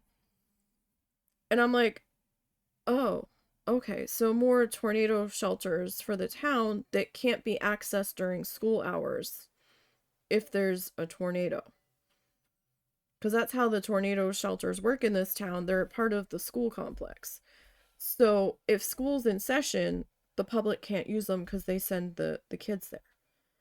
And I'm like, why don't we have any public tornado shelters in this town? I'd rather have a tax increase for that. Or why aren't there any grants or anything that they can use to make that happen? That would seem like a better use of money at the moment. And I'm not saying I'm totally against a better school building, but you can't use the argument that the better school building needs to happen because we need it so bad to help improve their education if you're going to keep the old building that's falling into disrepair and not talking about upgrading the older building at all. I'm real confused about a lot of things that just... I know I'm not good at math, but it seems like a lot of things aren't mathing here. Either the reporter didn't get the full story, or some people in this town are just being blinded by the fact of new school instead of asking the questions, well, what's going to happen with the old school? Well, why does my kid have to get relocated to the old school when they just put this new school in? I want my kid in the new school. They also, someone pointed out, which was also a good argument, they didn't raise property taxes to build the new middle school. I don't even know where that money came from. I wasn't paying attention to it. I had other problems that were more pressing at the time. And I'm like, hey, that's a good point.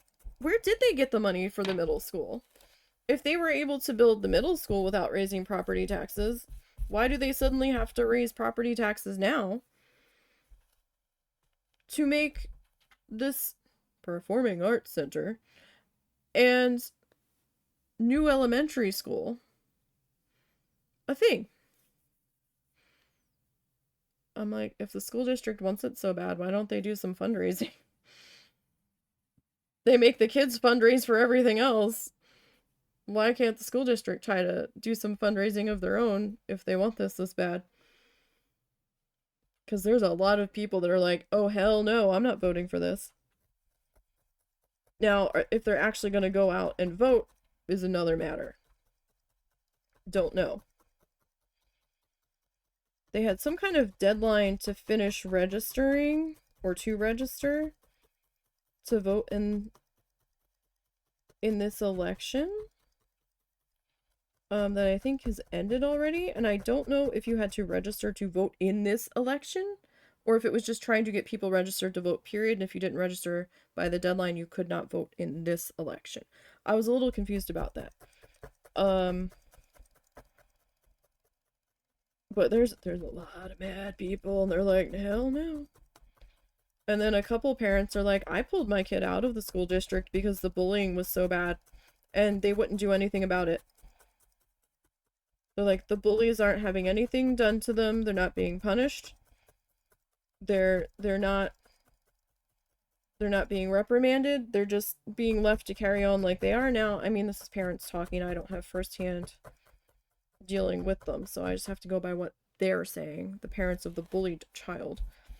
But some of them have pulled out of this school district and are sending to the neighboring school district, and their kids are so much happier in that district. And I'm like, well, good for you, parent, that decided to do that. I don't know that everybody's in the same boat that can do that.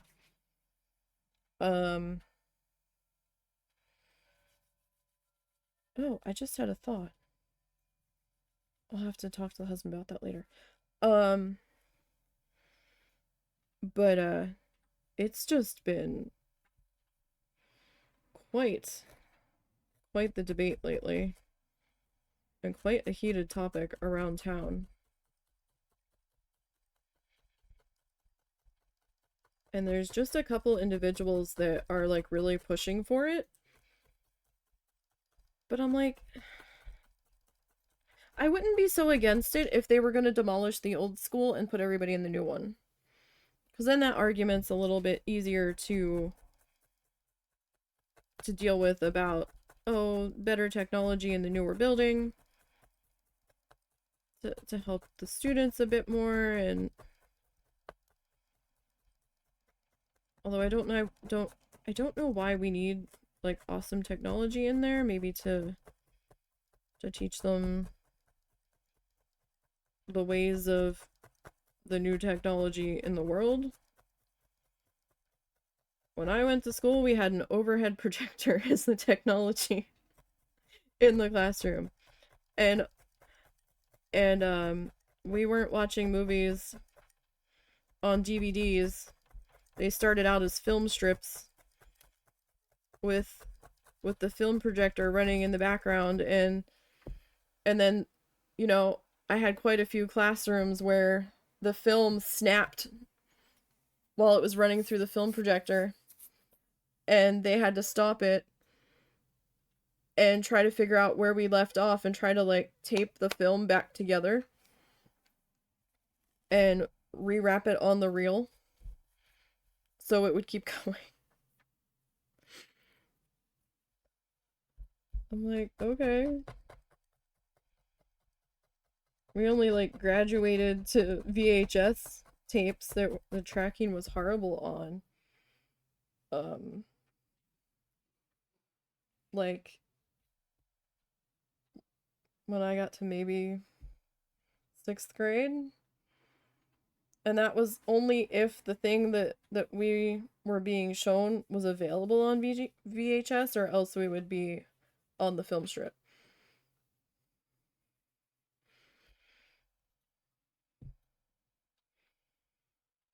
So it was wild. It was a good day when you saw the TV in the classroom. We're like, yeah,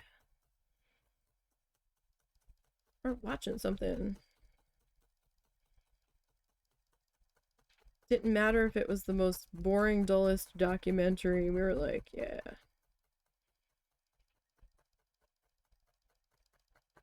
It sucked when we had to pay attention and take notes and we couldn't just watch the thing, though.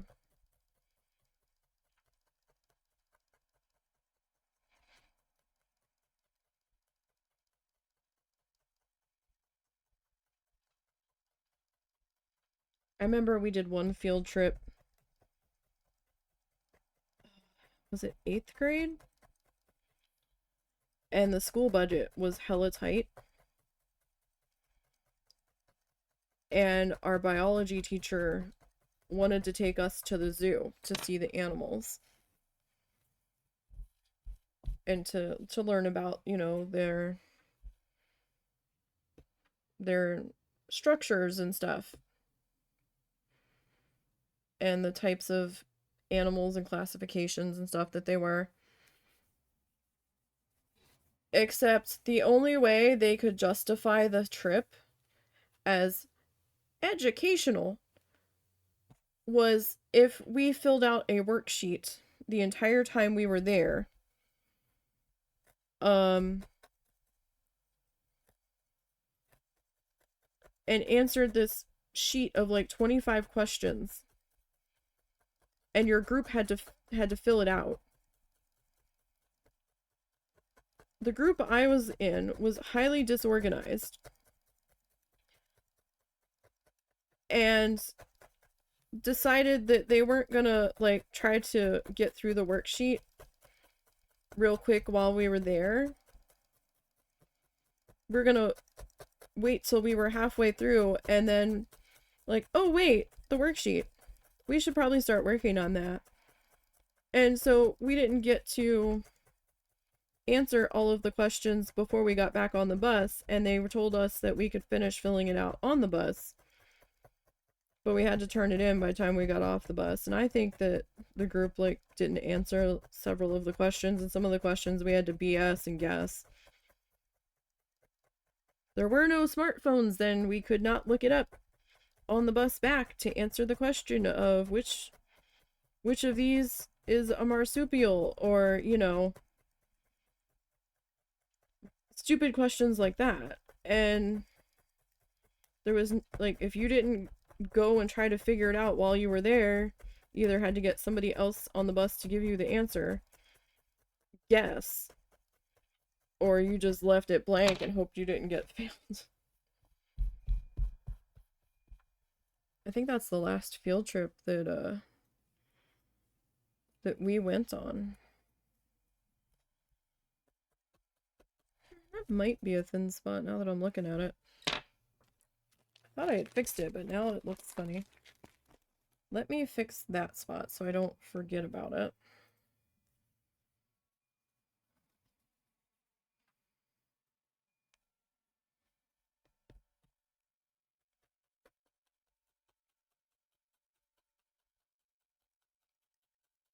All right.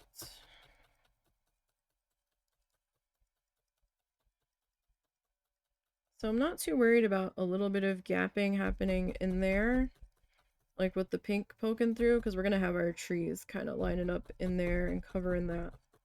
So that's not a big deal. All right. So we're going to peel this guy up. And I know we didn't quite finish getting our gray in, but I think that's where we're going to leave off today. We're still kind of the right shape. I might be... Oh, hold on. We might have a problem. Oh. So that's lined up there on that bottom edge. Oh. That got pulled in. So that is a little short. I might have to add a little bit more blue to this top edge just to ensure that we've got enough in there. So I might peel up this tape next week and just add a little bit more blue in there just to ensure that we're wide enough. Because it can happen as you are stabbing through and your base fibers are getting pulled tighter as you're adding more layers of fluff. It can shrink a little. So I'm not surprised. But since I noticed it in time, I'm going to see if we can make a slight adjustment on that. I mean, it might not matter too much because this guy would probably be covering it. But just to make sure that we are as close as we can be, I will probably try to do that next week. Tomorrow we will be back. We will be in Planet Zoo tomorrow. Don't forget that I think the new animal pack came out today. I need to go see how much it actually is. I haven't checked yet. And we'll be working on our monorail stations again. We're still working on the one. I was trying to fuss with the walkway. I might just give up and use the base queue walkway. Maybe. I don't know. I can't remember what I decided when we were last in there. A week feels like a lifetime anymore. So we'll figure that out tomorrow. But thank you guys for popping in as we started our magnet number 9. I know it doesn't look like much at the moment, but we've got our 2 mountains in. We've started putting our ground cover in. Next week we'll fix this little bit of blue. We'll finish adding our gray in. We'll add our tree guys in. And we will start to put our grass in. So we've got our work cut out for us next week. I'm going to try to start a little bit early if I have time next week on this guy, just to ensure that we will be wrapped up and all put together in our frame by time finish time rolls around. Sometimes, you know, there's going to be times where I don't, depending on how involved the piece is. So far, we've been able to pull it off with just a little bit more time. But we'll see what happens next week. But again, thank you guys for popping in and joining me this afternoon. I always do appreciate it. Don't forget to follow the socially links. There's links to the Ko-fi, the Blue Sky, and the YouTube channel. I don't think I'm going to be posting on Instagram anymore. I really don't get any traffic over there at all. I'm trying to figure out how to deactivate my Instagram right now. I'm not sure how to. There was a way to log out, but that wasn't deactivating it, so I don't know. I have to look into that. But we do have a link to Blue Sky now on the YouTube channel as well. So I will see you all tomorrow for Planet Zoo. You guys enjoy the rest of your day. Hopefully your Tuesday passes smoothly. And until next time, you guys.